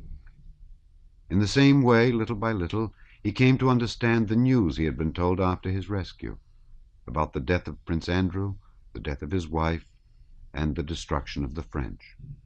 A joyous feeling of freedom, that complete inalienable freedom natural to man which he had first experienced at the first halt outside Moscow, filled Pierre's soul during his convalescence. He was surprised to find that this inner freedom, which was independent of external conditions, now had, as it were, an additional setting of external liberty. He was alone in a strange town, without acquaintances. No one demanded anything of him or sent him anywhere. He had all he wanted. The thought of his wife, which had been a continual torment to him, was no longer there, since she was no more. "Oh, how good, how splendid," said he to himself, when a cleanly laid table was moved up to him with savory beef tea, or when he lay down for the night on a soft, clean bed, or when he remembered that the French had gone and that his wife was no more. Oh, how good, how splendid. And by old habit he asked himself the question, well, and what then? What am I going to do? And he immediately gave himself the answer, well, I shall live. Ah, how splendid! The very question that had formerly tormented him, the thing he had continually sought to find, the aim of life, no longer existed for him now. That search for the aim of life had not merely disappeared temporarily. He felt that it no longer existed for him, and could not present itself again. And this very absence of an aim gave him the complete, joyous sense of freedom which constituted his happiness at this time. He could not see an aim, for he now had faith. Not faith in any kind of rule or words or ideas, but faith in an ever-living, ever-manifest God. Formerly he had sought him in aims he set himself. That search for an aim had been simply a search for God. And suddenly, in his captivity, he had learned, not by words or reasoning, but by direct feeling, what his nurse had told him long ago, that God is here and everywhere. In his captivity he had learned that in Karatayev God was greater, more infinite and unfathomable than in the architect of the universe recognized by the Freemasons. He felt like a man who, after straining his eyes to see into the far distance, finds what he sought at his very feet. All his life he had looked over the heads of the men around him when he should have merely looked in front of him without straining his eyes. In the past he had never been able to find that great, inscrutable, infinite something. He had only felt that it must exist somewhere, and had looked for it. In everything near and comprehensible he had seen only what was limited, petty, commonplace, and senseless. He had equipped himself with a mental telescope and looked into remote space, where petty worldliness hiding itself in misty distance had seemed to him great and infinite merely because it was not clearly seen. And such had European life, politics, Freemasonry, philosophy, and philanthropy seemed to him. But even then, at moments of weakness, as he had accounted them, his mind had penetrated to those distances, and he had there seen the same pettiness, worldliness, and senselessness. Now, however, he had learned to see the great, eternal, and infinite in everything, and therefore, to see it and enjoy its contemplation, he naturally threw away the telescope through which he had till now gazed over men's heads, and gladly regarded the ever-changing, eternally great, unfathomable, and infinite life around him. And the closer he looked, the more tranquil and happy he became. That dreadful question, "What for?" which had formerly destroyed all his mental edifices, no longer existed for him. To that question, "What for?" a simple answer was now always ready in his soul. Because there is a God, that God without whose will not one hair falls from a man's head. Chapter 13. In external ways, Pierre had hardly changed at all. In appearance, he was just what he used to be. As before, he was absent-minded, and seemed occupied not with what was before his eyes, but with something special of his own.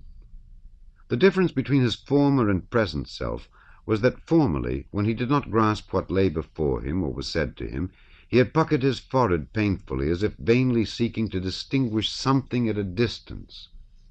At present, he still forgot what was said to him, and still did not see what was before his eyes, but he now looked with a scarcely perceptible and seemingly ironic smile at what was before him, and listened to what was said, though evidently seeing and hearing something quite different.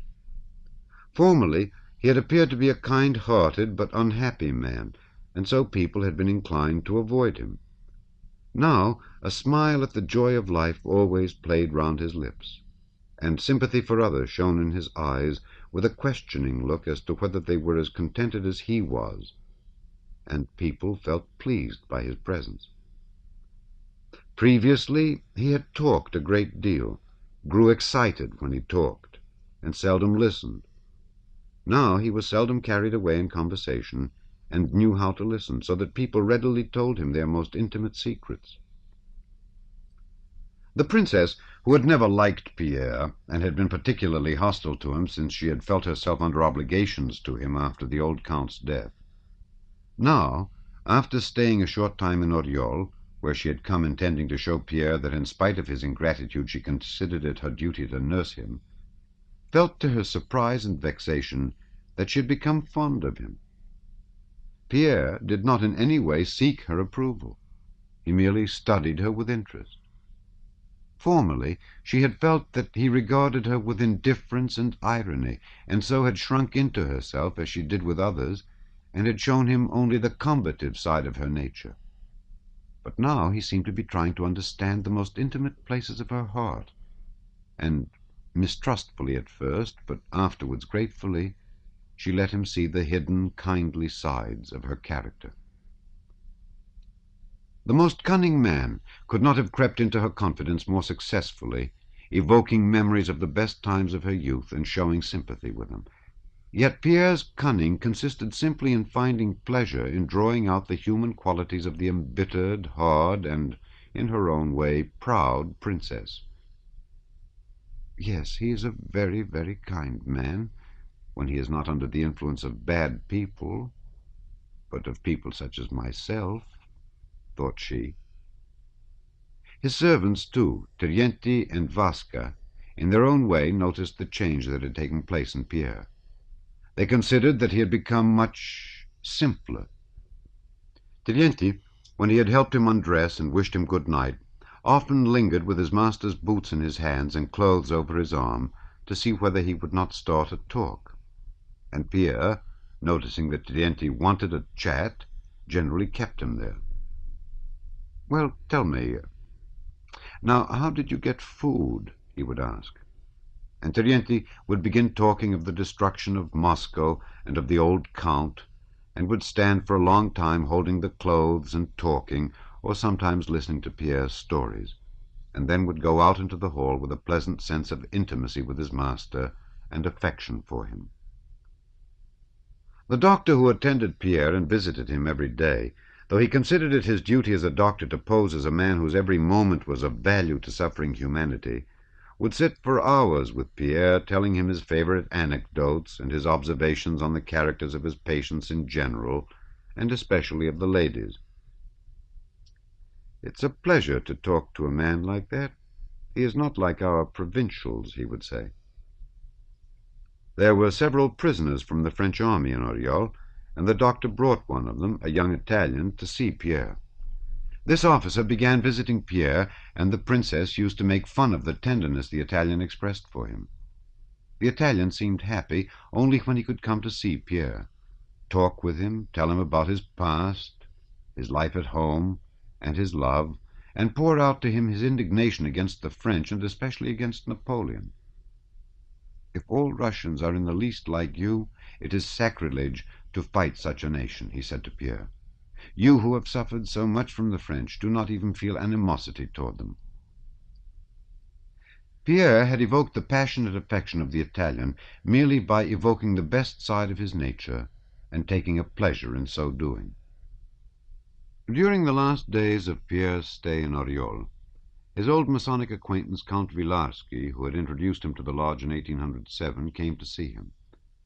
Wilarski was married to a Russian heiress who had a large estate in Oriol province, and he occupied a temporary post in the commissariat department in that town.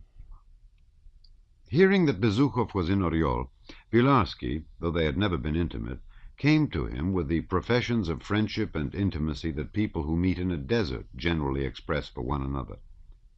Wilarski felt dull in Oriol, and was pleased to meet a man of his own circle, and, as he supposed, of similar interests. But to his surprise, Wilarski soon noticed that Pierre had lagged much behind the times, and had sunk, as he expressed it to himself, into apathy and egotism. "You are letting yourself go, my dear fellow," he said. But for all that, Wilarski found it pleasanter now than it had been formerly to be with Pierre, and came to see him every day. To Pierre, as he looked at and listened to Wilarski, It seemed strange to him that he had been like that himself but a short time before. Wilarski was a married man with a family, busy with his family affairs, his wife's affairs, and his official duties. He regarded all these occupations as hindrances to life, and considered that they were all contemptible because their aim was the welfare of himself and his family. Military, administrative, political, and Masonic interests continually absorbed his attention, and Pierre, without trying to change the other's views and without condemning him, but with the quiet, joyful, and amused smile now habitual to him, was interested in this strange, though very familiar phenomenon. There was a new feature in Pierre's relations with Wilarski, with the princess, with the doctor, and with all the people he now met, which gained for him the general goodwill. This was his acknowledgment of the impossibility of changing a man's convictions by words, and his recognition of the possibility of everyone thinking, feeling, and seeing things each from his own point of view. This legitimate peculiarity of each individual, which used to excite and irritate Pierre, now became a basis of the sympathy he felt for and the interest he took in other people. The difference, and sometimes complete contradiction, between men's opinions and their lives, and between one man and another, pleased him and drew from him an amused and gentle smile. In practical matters, Pierre unexpectedly felt within himself a center of gravity he had previously lacked. Formerly, all pecuniary questions, especially requests for money, to which as an extremely wealthy man he was very frequently exposed, produced in him a state of hopeless agitation and perplexity. To give or not to give, he had asked himself. I have it, and he needs it. But someone else needs it still more. Who needs it most? And perhaps they are both impostors. In the old days he had been unable to find a way out of all these surmises, and had given to all who asked as long as he had anything to give. Formerly he had been in a similar state of perplexity with regard to every question concerning his property, when one person advised one thing and another something else.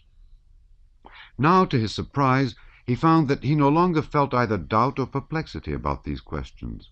There was now within him a judge who, by some rule unknown to him, decided what should or should not be done.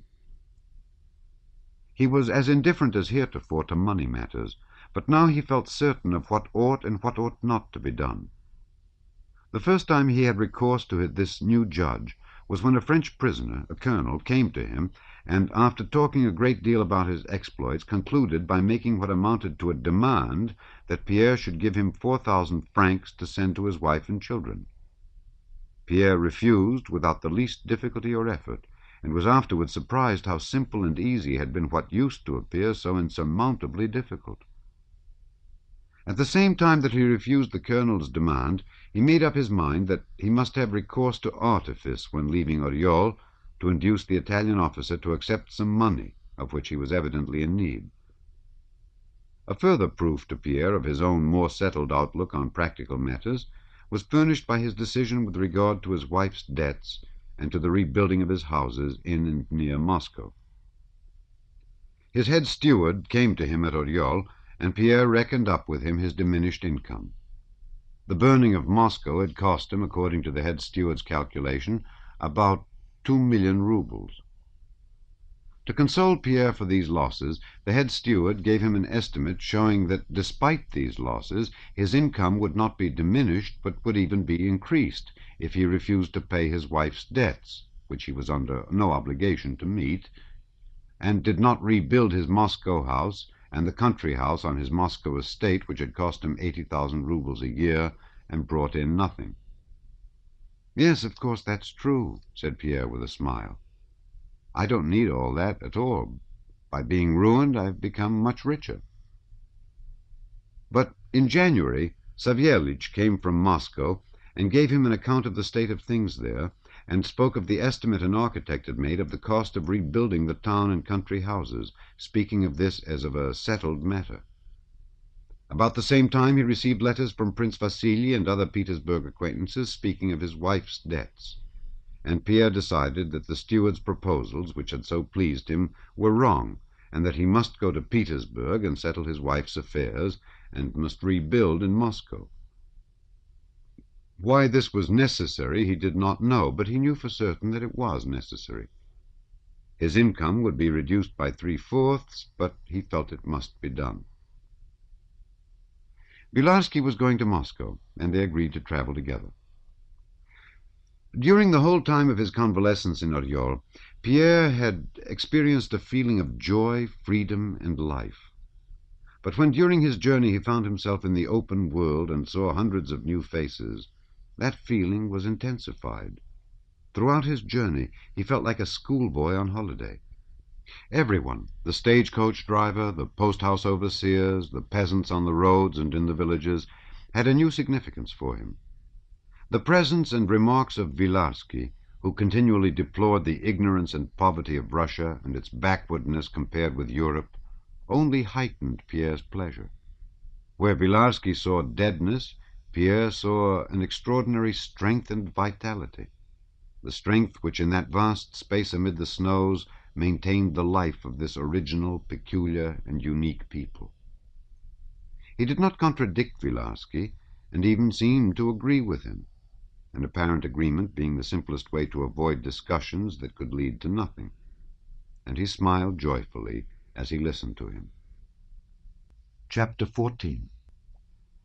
It would be difficult to explain why and whither ants whose heap has been destroyed are hurrying, some from the heap, dragging bits of rubbish, larvae, and corpses, others back to the heap, or why they jostle, overtake one another, and fight. And it would be equally difficult to explain what caused the Russians, after the departure of the French, to throng to the place that had formerly been Moscow.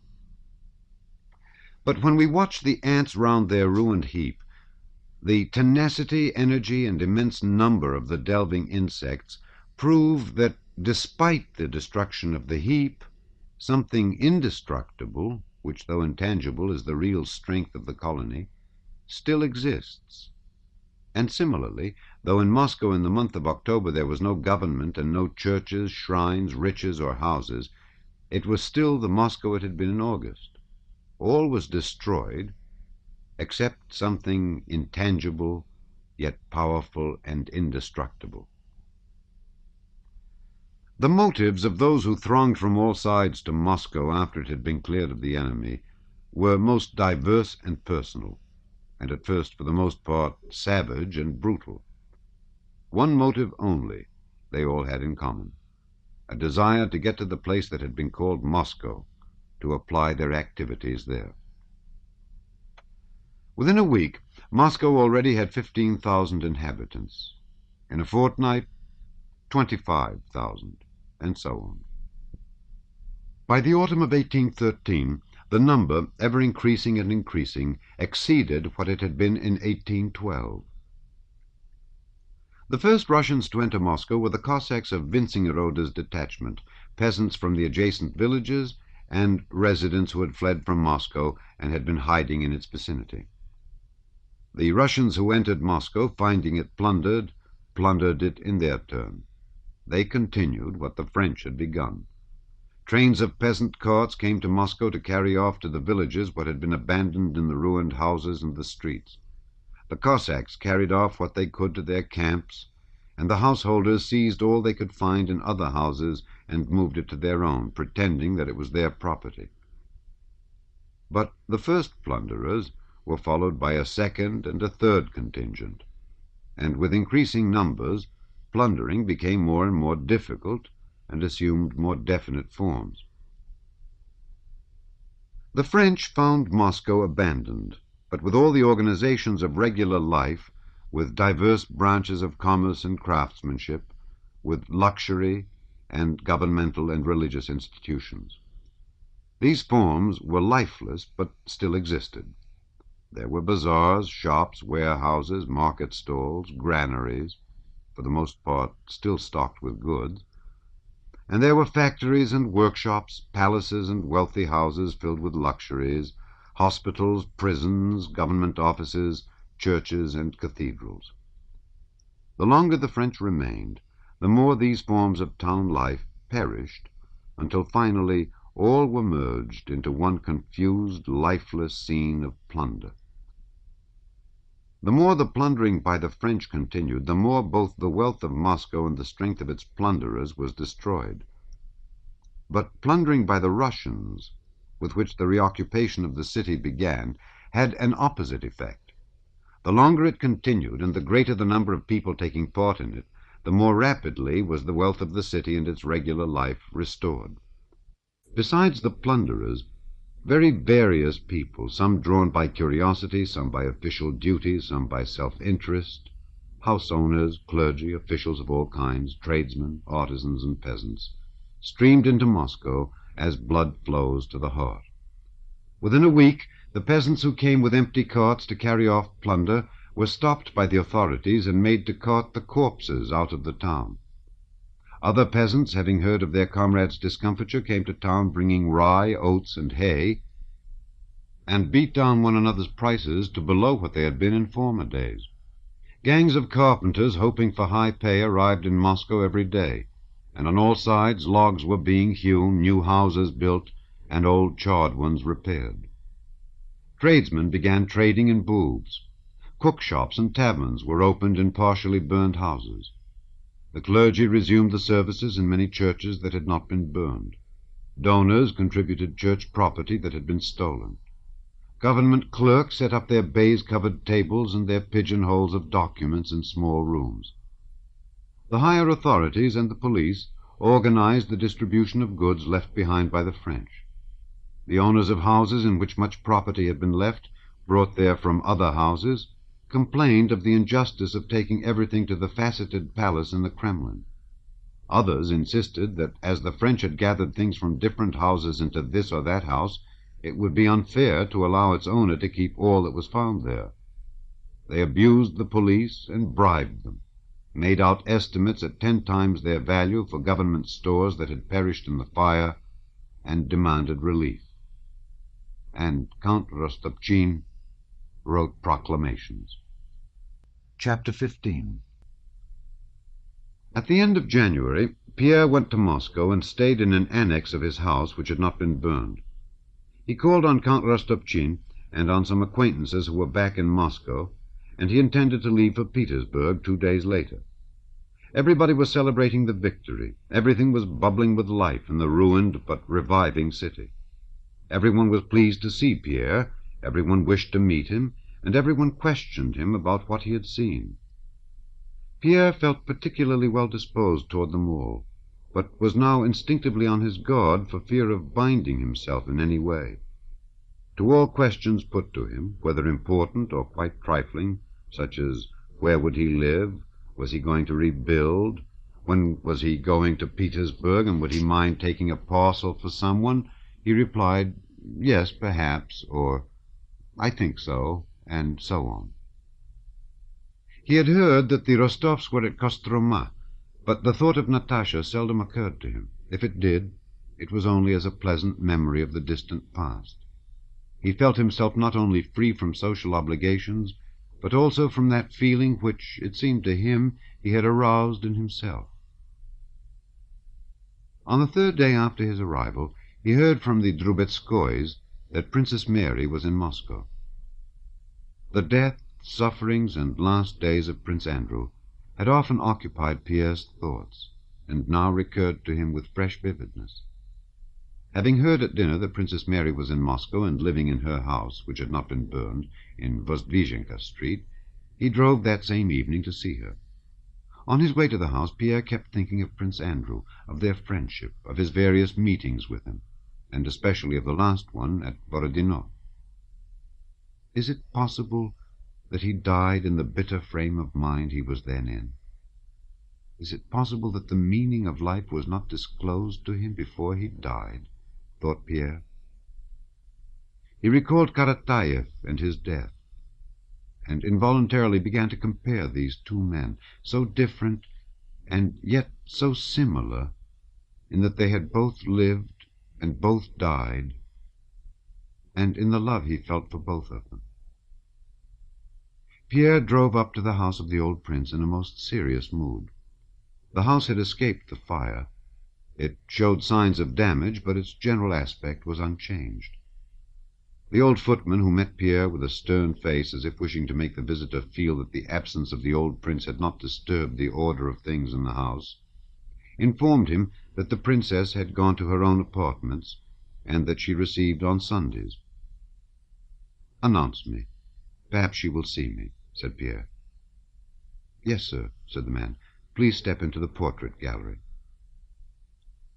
A few minutes later the footman returned with de Sales, who brought word from the princess that she would be very glad to see Pierre if he would excuse her want of ceremony and come upstairs to her apartment. In a rather low room lit by one candle sat the princess, and with her another person dressed in black. Pierre remembered that the princess always had lady companions, but who they were and what they were like he never knew or remembered. This must be one of her companions, he thought, glancing at the lady in the black dress. The princess rose quickly to meet him and held out her hand. "Yes," she said, looking at his altered face after he had kissed her hand. "So this is how we meet again.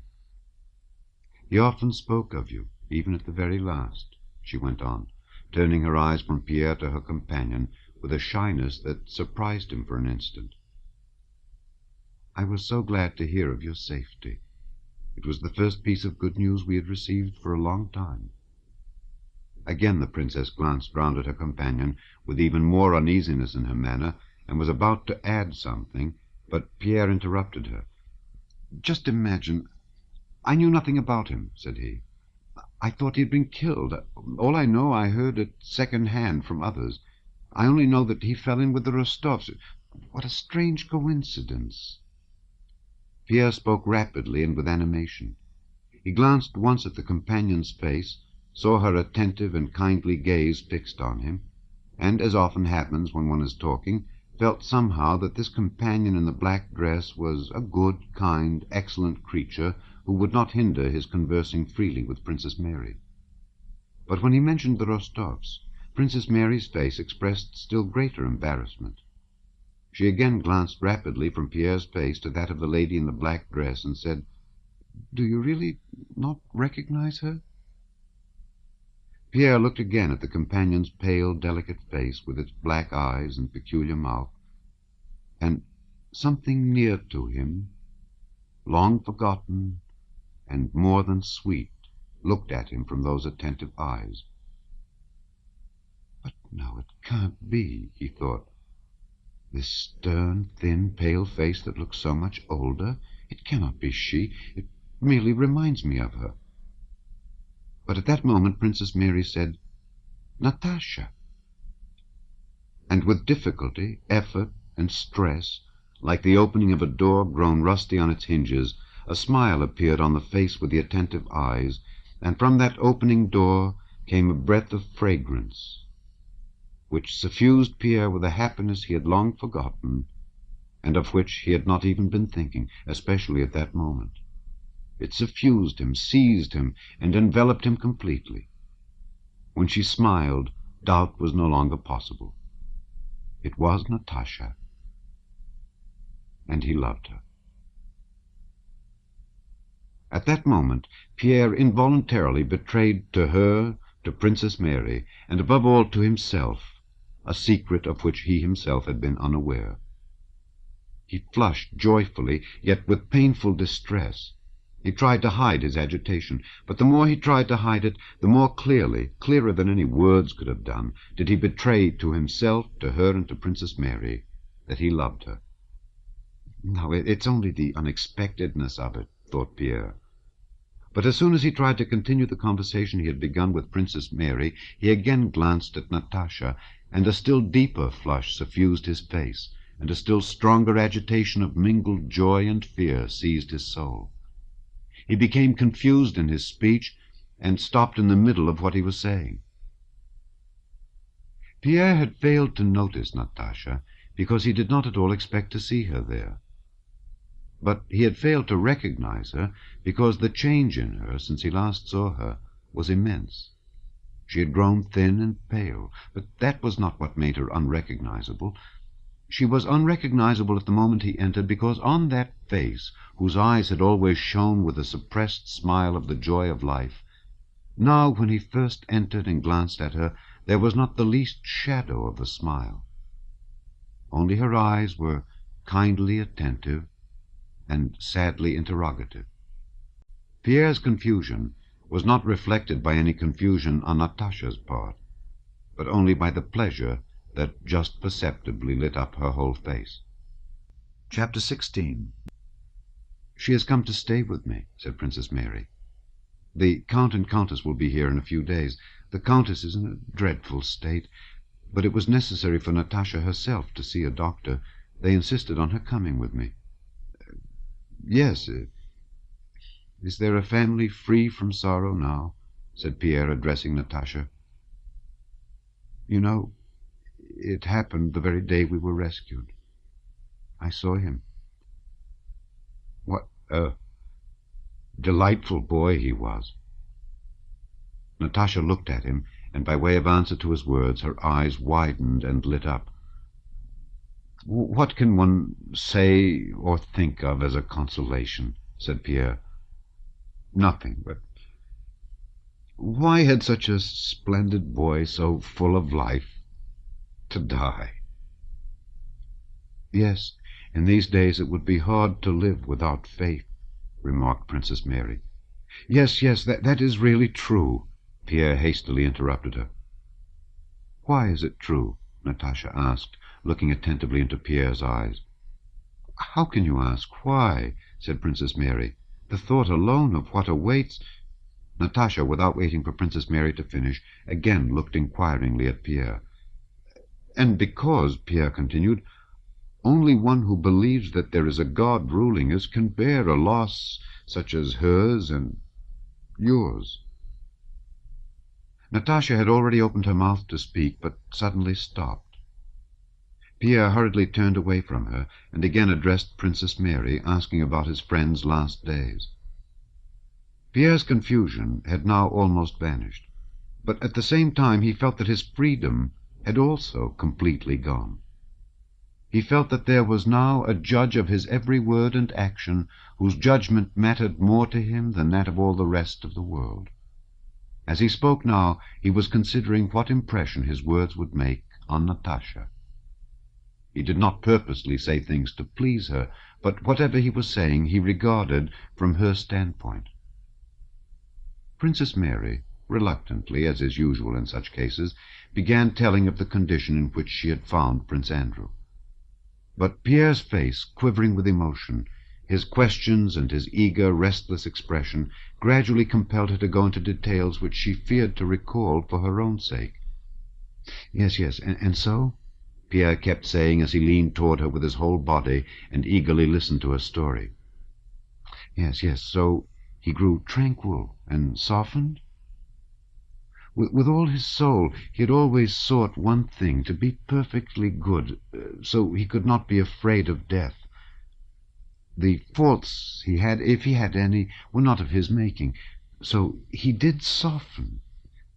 What a happy thing that he saw you again," he added, suddenly turning to Natasha and looking at her with eyes full of tears. Natasha's face twitched. She frowned and lowered her eyes for a moment. She hesitated for an instant whether to speak or not. "Yes, that was happiness," she then said, in her quiet voice with its deep chest notes. "For me it certainly was happiness." She paused. "And he said he was wishing for it at the very moment I entered the room." Natasha's voice broke. She blushed, pressed her clasped hands on her knees, and then, controlling herself with an evident effort, lifted her head and began to speak rapidly. "We knew nothing of it when we started from Moscow. I did not dare to ask about him. Then suddenly Sonia told me he was traveling with us. I had no idea and could not imagine what state he was in. All I wanted was to see him and be with him," she said, trembling and breathing quickly. And not letting them interrupt her, she went on to tell what she had never yet mentioned to anyone, all she had lived through during those 3 weeks of their journey and life at Yaroslavl. Pierre listened to her with lips parted and eyes fixed upon her full of tears. As he listened, he did not think of Prince Andrew, nor of death, nor of what she was telling. He listened to her and felt only pity for her, for what she was suffering now while she was speaking.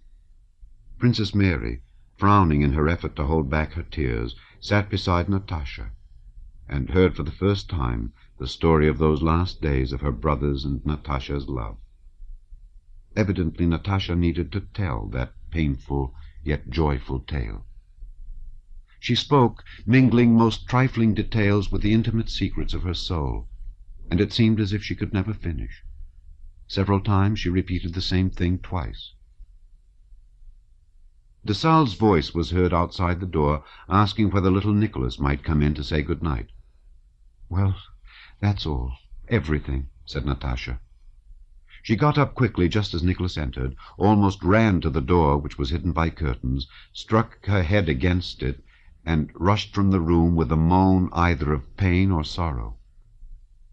Pierre gazed at the door through which she had disappeared, and did not understand why he suddenly felt all alone in the world.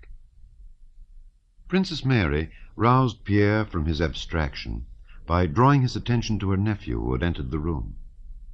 At that moment of emotional tenderness, young Nicholas's face, which resembled his father's, affected Pierre so much that when he had kissed the boy, he got up quickly, took out his handkerchief, and went to the window.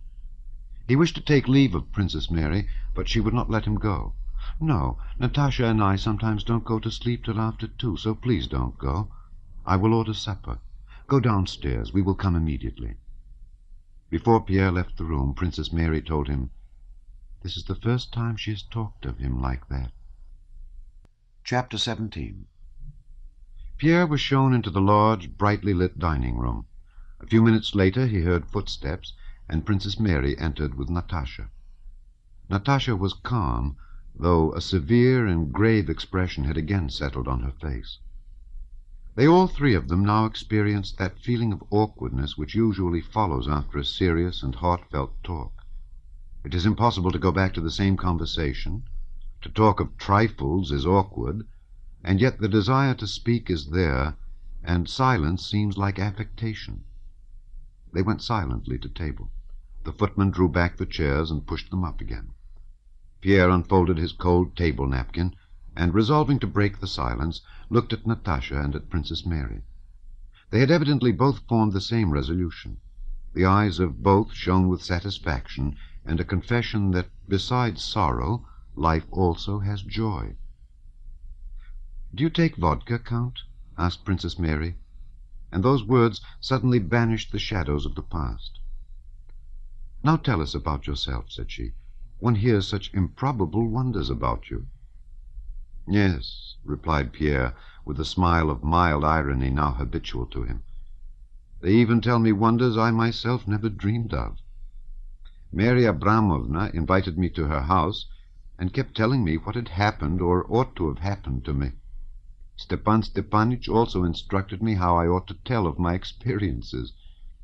In general, I've noticed that it is very easy to be an interesting man. I'm an interesting man now. People invite me out and tell me all about myself." Natasha smiled and was on the point of speaking. "We've been told," Princess Mary interrupted her, "that you lost 2 millions in Moscow. Is that true?" "But I'm 3 times as rich as before," returned Pierre. Though the position was now altered by his decision to pay his wife's debts and to rebuild his houses, Pierre still maintained that he had become 3 times as rich as before. "What I have certainly gained is freedom," he began seriously, but did not continue, noticing that this theme was too egotistic. "And are you building?" "Yes. Savélich says I must." "Tell me, you did not know of the Countess's death when you decided to remain in Moscow?" asked Princess Mary, and immediately blushed, noticing that her question, following his mention of freedom, ascribed to his words a meaning he had perhaps not intended. "No," answered Pierre, evidently not considering awkward the meaning Princess Mary had given to his words. "I heard of it in Oriol, and you cannot imagine how it shocked me." We were not an exemplary couple," he added quickly, glancing at Natasha and noticing on her face curiosity as to how he would speak of his wife. "But her death shocked me terribly. When two people quarrel, they're always both in fault, and one's own guilt suddenly becomes terribly serious when the other is no longer alive. And then such a death, without friends and without consolation. I'm very, very sorry for her," he concluded, and was pleased to notice a look of glad approval on Natasha's face. "Yes, and so you are once more an eligible bachelor," said Princess Mary. Pierre suddenly flushed crimson, and for a long time tried not to look at Natasha. When he ventured to glance her way again, her face was cold, stern, and he fancied even contemptuous. "And did you really see and speak to Napoleon, as we've been told?" said Princess Mary. Pierre laughed. "No, not once. Everybody seems to imagine that being taken prisoner means being Napoleon's guest. Not only did I never see him, but I heard nothing about him. I was in much lower company." Supper was over, and Pierre, who at first declined to speak about his captivity, was gradually led on to do so. "But it's true that you remained in Moscow to kill Napoleon?" Natasha asked with a slight smile.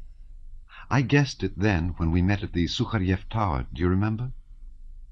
Pierre admitted that it was true, and from that was gradually led by Princess Mary's questions, and especially by Natasha's, into giving a detailed account of his adventures.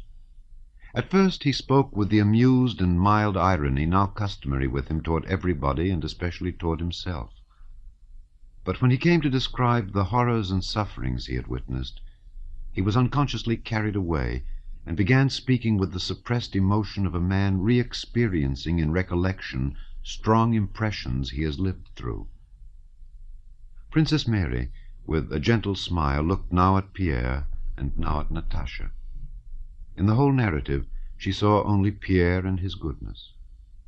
Natasha, leaning on her elbow, the expression of her face constantly changing with the narrative, watched Pierre with an attention that never wandered, evidently herself experiencing all that he described. Not only her look, but her exclamations and the brief questions she put showed Pierre that she understood just what he wished to convey.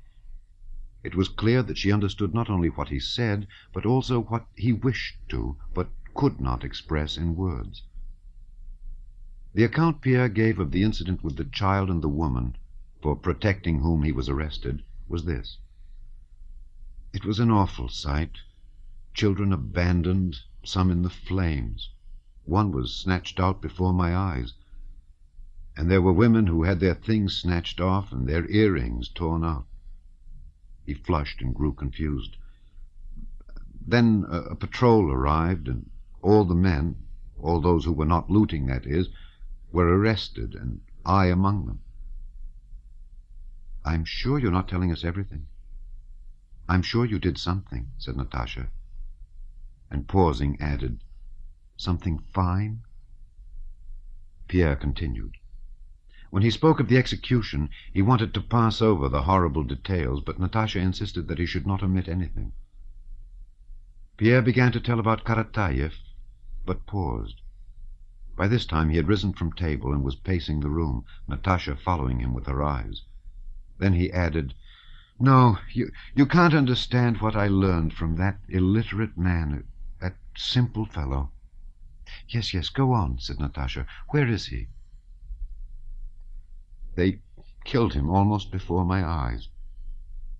And Pierre, his voice trembling continually, went on to tell of the last days of their retreat, of Karatayev's illness and his death.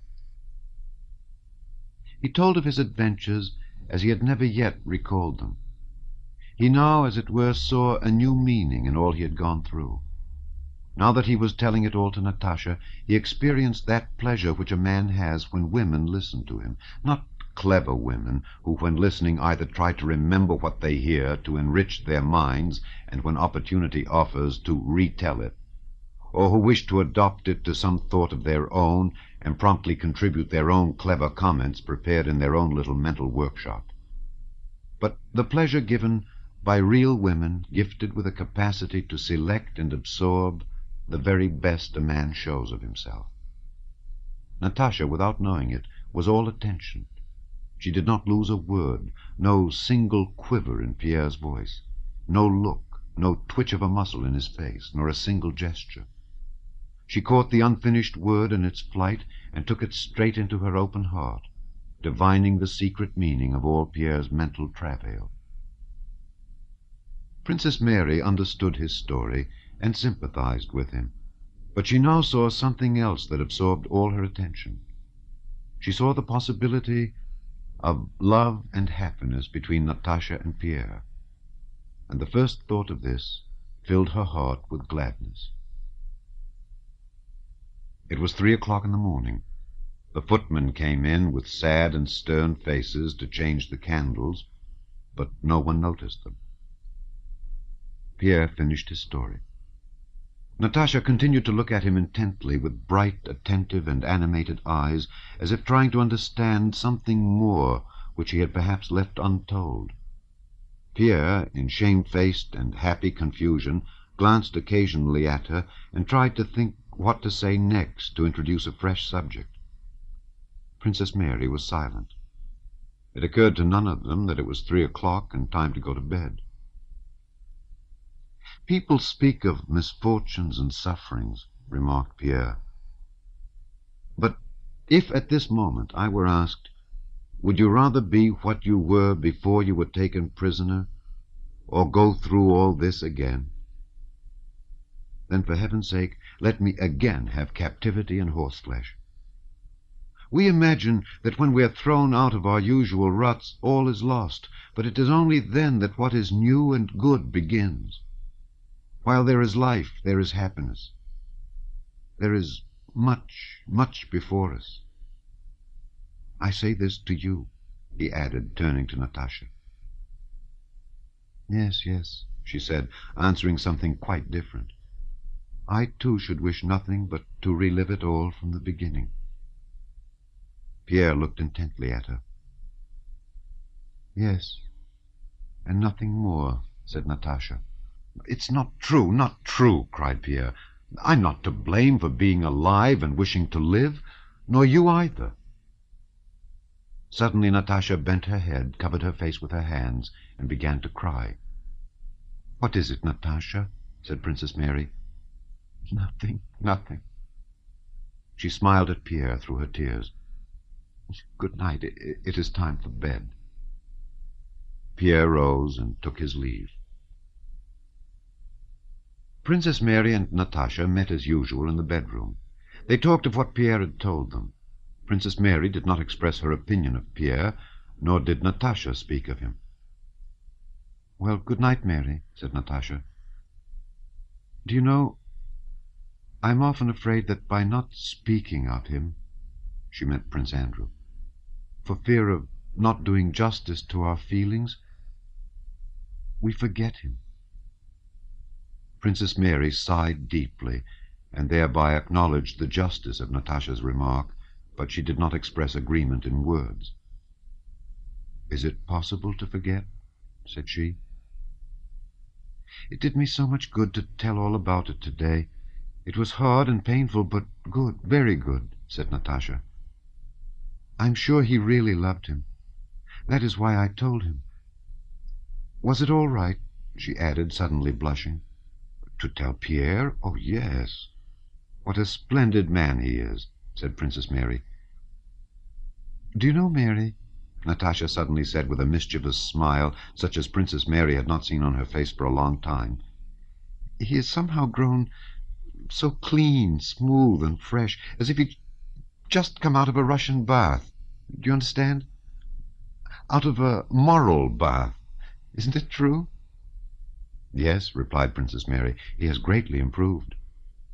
"With a short coat and his hair cropped, just as if he had come straight from the bath. Papa used to—" "I understand why he, Prince Andrew, liked no one so much as him," said Princess Mary. "Yes, and yet he is quite different. They say men are friends when they're quite different. That must be true. Really, he's quite unlike him in everything. Yes, but he's wonderful. Well, good night, said Natasha. And the same mischievous smile lingered for a long time on her face, as if it had been forgotten there. Chapter 18. It was a long time before Pierre could fall asleep that night. He paced up and down his room, now turning his thoughts on a difficult problem and frowning, now suddenly shrugging his shoulders and wincing, and now smiling happily. He was thinking of Prince Andrew, of Natasha, and of their love. At one moment jealous of her past, then reproaching himself for that feeling. It was already 6 in the morning, and he still paced up and down the room. Well, what's to be done if it cannot be avoided? What's to be done? Evidently it has to be so, said he to himself, and hastily undressing, he got into bed, happy and agitated, but free from hesitation or indecision. Strange and impossible as such happiness seems, I must do everything that she and I may be man and wife, he told himself. A few days previously, Pierre had decided to go to Petersburg on the Friday. When he awoke on the Thursday, Savélich came to ask him about packing for the journey. What, to Petersburg? What is Petersburg? Who is there in Petersburg? He asked involuntarily, though only to himself. Oh, yes, long before this happened, I did for some reason mean to go to Petersburg, he reflected. Why? But perhaps I shall go. Oh, what a good fellow he is, and how attentive, and how he remembers everything, he thought, looking at Savélich's old face. And what a pleasant smile he has. Well, Savélich, do you still not wish to accept your freedom? Pierre asked him. What's the good of freedom to me, your Excellency? We lived under the late Count, the kingdom of heaven be his, and we have lived under you too, without ever being wronged. And your children?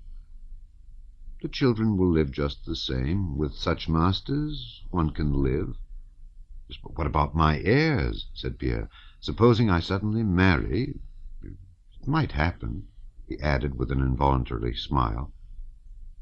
If I may take the liberty, your Excellency, it would be a good thing. How easy he thinks it, thought Pierre. He doesn't know how terrible it is and how dangerous. Too soon or too late. It is terrible. So what are your orders? Are you starting tomorrow? Asked Savélich. No, I'll put it off for a bit. I'll tell you later. You must forgive the trouble I've put you to, said Pierre, and seeing Savélich smile, he thought, but how strange it is that he should not know that now there is no Petersburg for me, and that must be settled first of all. But probably he knows it well enough and is only pretending. Shall I have a talk with him and see what he thinks? Pierre reflected.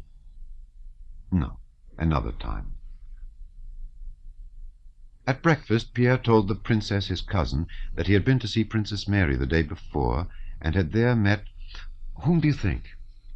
Natasha Rostova. The princess seemed to see nothing more extraordinary in that than if he had seen Anna Semyonovna. Do you know her? Asked Pierre. I've seen the princess, she replied. I heard that they were arranging a match for her with young Rostov. It would be a very good thing for the Rostovs. They're said to be utterly ruined. No, I mean, do you know Natasha Rostova? I heard about that affair of hers at the time. It was a great pity. No, she either doesn't understand or is pretending, thought Pierre. Better not say anything to her either. The princess, too, had prepared provisions for Pierre's journey. How kind they all are, thought Pierre.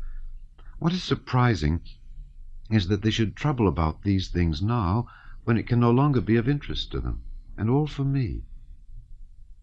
On the same day, the chief of police came to Pierre, inviting him to send a representative to the faceted palace to recover things that were to be returned to their owners that day. And this man, too, thought Pierre, looking into the face of the chief of police. What a fine, good-looking officer, and how kind. Fancy bothering about such trifles now. And they actually say he is not honest and takes bribes. What nonsense. Besides, why shouldn't he take bribes? That's the way he was brought up, and everybody does it. But what a kind, pleasant face, and how he smiles as he looks at me. Pierre went to Princess Mary's to dinner. As he drove through the streets past the houses that had been burned down, he was surprised by the beauty of those ruins. The picturesqueness of the chimney stacks and tumble-down walls of the burned-out quarters of the town, stretching out and concealing one another, reminded him of the Rhine and the Colosseum. The cabmen he met and their passengers, the carpenters cutting the timber for new houses with their axes, the women hawkers and the shopkeepers, all looked at him with cheerful, beaming eyes that seemed to say, "Ah, there he is. Let's see what will come of it." At the entrance to Princess Mary's house, Pierre felt doubtful whether he had really been there the night before and had really seen Natasha and talked to her. Perhaps I imagined it. Perhaps I shall go in and find no one there. But he had hardly entered the room before he felt her presence with his whole being by the loss of his sense of freedom. She was in the same black dress with soft folds, and her hair was done the same way as the day before, yet she was quite different. Had she been like this when he entered the day before, he could not for a moment have failed to recognize her. She was as he had known her almost as a child, and later on as Prince Andrew's fiancée. A bright, questioning light shone in her eyes, and on her face was a friendly and strangely roguish expression. Pierre dined with them, and would have spent the whole evening there, but Princess Mary was going to vespers, and Pierre left the house with her. Next day he came early, dined, and stayed the whole evening. Though Princess Mary and Natasha were evidently glad to see their visitor, and though all Pierre's interest was now centered in that house, by the evening they had talked over everything, and the conversation passed from one trivial topic to another, and repeatedly broke off. He stayed so long that Princess Mary and Natasha exchanged glances, evidently wondering when he would go. Pierre noticed this, but could not go. He felt uneasy and embarrassed, but sat on, because he simply could not get up and take his leave. Princess Mary, foreseeing no end to this, rose first, and, complaining of a headache, began to say good night. "So you're going to Petersburg tomorrow?" she asked. "No, I'm not going," Pierre replied hastily in a surprised tone, and as though offended. To Petersburg tomorrow, but I won't say goodbye yet. I will call round in case you have any commissions for me," said he, standing before Princess Mary and turning red, but not taking his departure. Natasha gave him her hand and went out. Princess Mary, on the other hand, instead of going away, sank into an armchair and looked sternly and intently at him with her deep, radiant eyes. The weariness she had plainly shown before had now quite passed off. With a deep and long-drawn sigh, she seemed to be prepared for a lengthy talk. When Natasha left the room, Pierre's confusion and awkwardness immediately vanished, and were replaced by eager excitement. He quickly moved an armchair toward Princess Mary. "Yes, I wanted to tell you," said he, answering her look as if she had spoken. "Princess, help me. What am I to do? Can I hope? Princess, my dear friend, listen. I know it all. I know I'm not worthy of her. I know it's impossible to speak of it now. But I want to be a brother to her. No, not that. I don't. I can't." He paused and rubbed his face and eyes with his hands. "Well," he went on, with an evident effort at self-control and coherence, "I don't know when I began to love her, but I have loved her and her alone all my life. And I love her so that I cannot imagine life without her. I cannot propose to her at present, but the thought that perhaps she might some day be my wife, and that I may be missing that possibility, that possibility, is terrible. Tell me, can I hope? Tell me what I am to do, dear princess," he added after a pause, and touched her hand as she did not reply. "I'm thinking of what you've told me," answered Princess Mary. "This is what I will say. You are right that to speak to her of love at present—" Princess Mary stopped. She was going to say that to speak of love was impossible, but she stopped because she had seen by the sudden change in Natasha 2 days before that she would not only not be hurt if Pierre spoke of his love, but that it was the very thing she wished for. "To speak to her now wouldn't do," said the princess all the same. "But what am I to do?" "Leave it to me," said Princess Mary. "I know—" Pierre was looking into Princess Mary's eyes. "Well?" "Well," he said, "I know that she will love you," Princess Mary corrected herself. Before her words were out, Pierre had sprung up, and with a frightened expression seized Princess Mary's hand. "What makes you think so? You think I may hope? You think—" "Yes, I think so," said Princess Mary with a smile. "Write to her parents, and leave it to me. I will tell her when I can. I wish it to happen, and my heart tells me it will." "No, it cannot be. How happy I am! But it can't be. How happy I am! No, it can't be," Pierre kept saying as he kissed Princess Mary's hands. "Go to Petersburg. That will be best, and I will write to you," she said. "To Petersburg? Go there? Very well, I'll go, but I may come again tomorrow?" Next day Pierre came to say goodbye. Natasha was less animated than she had been the day before. But that day, as he looked at her, Pierre sometimes felt as if he were vanishing, and that neither he nor she existed any longer, that nothing existed but happiness. "Is it possible? No, it can't be," he told himself at every look, gesture, and word that filled his soul with joy. When on saying goodbye he took her thin, slender hand, he could not help holding it a little longer in his own. Is it possible that this hand, that face, those eyes, all this treasure of feminine charm so strange to me now, is it possible that it will one day be mine forever, as familiar to me as I am to myself? No, that's impossible. "Goodbye, Count," she said aloud. "I shall look forward very much to your return," she added in a whisper. And these simple words, her look, and the expression on her face which accompanied them, formed for 2 months the subject of inexhaustible memories, interpretations, and happy meditations for Pierre.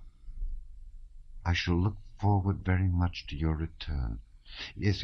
How did she say it? Yes. "I shall look forward very much to your return. Oh, how happy I am! What's happening to me? How happy I am!" said Pierre to himself. Chapter 19.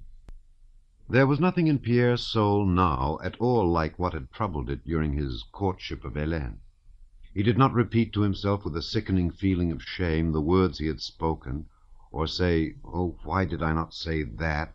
and "Whatever made me say je vous aime?" On the contrary, he now repeated in imagination every word that he or Natasha had spoken, and pictured every detail of her face and smile, and did not wish to diminish or add anything, but only to repeat it again and again. There was now not a shadow of doubt in his mind as to whether what he had undertaken was right or wrong. Only one terrible doubt sometimes crossed his mind. Wasn't it all a dream? Isn't Princess Mary mistaken? Am I not too conceited and self-confident? I believe all this, and suddenly Princess Mary will tell her, and she will be sure to smile and say, "How strange, he must be deluding himself. Doesn't he know that he is a man, just a man, while I'm something altogether different and higher?" That was the only doubt often troubling Pierre. He did not now make any plans. The happiness before him appeared so inconceivable that if only he could attain it, it would be the end of all things. everything ended with that. A joyful, unexpected frenzy of which he had thought himself incapable possessed him. The whole meaning of life, not for him alone, but for the whole world, seemed to him centered in his love and the possibility of being loved by her. At times, everybody seemed to him to be occupied with one thing only, his future happiness. Sometimes it seemed to him that other people were all as pleased as he was himself, and merely tried to hide that pleasure by pretending to be busy with other interests. In every word and gesture he saw allusions to his happiness. He often surprised those he met by his significantly happy looks and smiles, which seemed to express a secret understanding between him and them. And when he realized that people might not be aware of his happiness, he pitied them with his whole heart, and felt a desire somehow to explain to them that all that occupied them was a mere frivolous trifle, unworthy of attention. When it was suggested to him that he should enter the civil service, or when the war or any general political affairs were discussed on the assumption that everybody's welfare depended on this or that issue of events, he would listen with a mild and pitying smile, and surprise people by his strange comments. But at this time he saw everybody, both those who, as he imagined, understood the real meaning of life, that is, what he was feeling, and those unfortunates who evidently did not understand it, in the bright light of the emotion that shone within himself, and at once, without any effort, saw in everyone he met everything that was good and worthy of being loved. When dealing with the affairs and papers of his dead wife, her memory aroused in him no feeling but pity that she had not known the bliss he now knew. Prince Vasily, who, having obtained a new post and some fresh decorations, was particularly proud at this time, seemed to him a pathetic, kindly old man, much to be pitied. Often in afterlife, Pierre recalled this period of blissful insanity. All the views he formed of men and circumstances at this time remained true for him always. He not only did not renounce them subsequently, but when he was in doubt or inwardly at variance, he referred to the views he had held at this time of his madness, and they always proved correct. I may have appeared strange and queer then, he thought, but I was not so mad as I seemed. On the contrary, I was then wiser and had more insight than at any other time, and understood all that is worth understanding in life because I was happy. Pierre's insanity consisted in not waiting, as he used to do, to discover personal attributes which he termed good qualities in people before loving them. His heart was now overflowing with love, and by loving people without cause, he discovered indubitable causes for loving them. Chapter 20. After Pierre's departure that first evening, when Natasha had said to Princess Mary with a gaily mocking smile, "He looks just as if he had come out of a Russian bath, in a short coat and with his hair cropped," something hidden and unknown to herself, but irrepressible, awoke in Natasha's soul. Everything, her face, walk, look, and voice, was suddenly altered. To her own surprise, a power of life and hope of happiness rose to the surface and demanded satisfaction. From that evening she seemed to have forgotten all that had happened to her. She no longer complained of her position, did not say a word about the past, and no longer feared to make happy plans for the future. She spoke little of Pierre, but when Princess Mary mentioned him, a long-extinguished light once more kindled in her eyes, and her lips curved with a strange smile. The change that took place in Natasha at first surprised Princess Mary, but when she understood its meaning, it grieved her. "Can she have loved my brother so little as to be able to forget him so soon?" she thought, when she reflected on the change. But when she was with Natasha, she was not vexed with her and did not reproach her. The reawakened power of life that had seized Natasha was so evidently irrepressible and unexpected by her that, in her presence, Princess Mary felt that she had no right to reproach her even in her heart. Natasha gave herself up so fully and frankly to this new feeling that she did not try to hide the fact that she was no longer sad, but bright and cheerful. When Princess Mary returned to her room after her nocturnal talk with Pierre, Natasha met her on the threshold. "He has spoken? Yes, he has spoken?" she repeated, and a joyful yet pathetic expression which seemed to beg forgiveness for her joy settled on Natasha's face. "I wanted to listen at the door, but I knew you would tell me." Understandable and touching as the look with which Natasha gazed at her seemed to Princess Mary, and sorry as she was to see her agitation, these words pained her for a moment. She remembered her brother and his love. "But what's to be done? She can't help it," thought the princess. And with a sad and rather stern look, she told Natasha all that Pierre had said. On hearing that he was going to Petersburg, Natasha was astounded. To Petersburg?" she repeated, as if unable to understand. But noticing the grieved expression on Princess Mary's face, she guessed the reason of that sadness, and suddenly began to cry.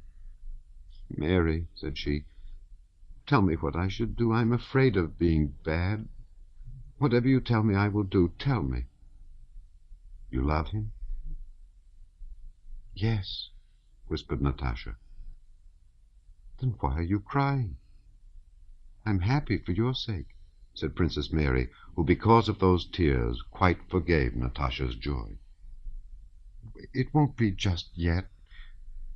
Some day. Think what fun it will be when I'm his wife and you marry Nicholas." "Natasha, I've asked you not to speak of that. Let us talk about you." They were silent a while. "But why go to Petersburg?" Natasha suddenly asked, and hastily replied to her own question. "But no, he must." "Yes, Mary, he must."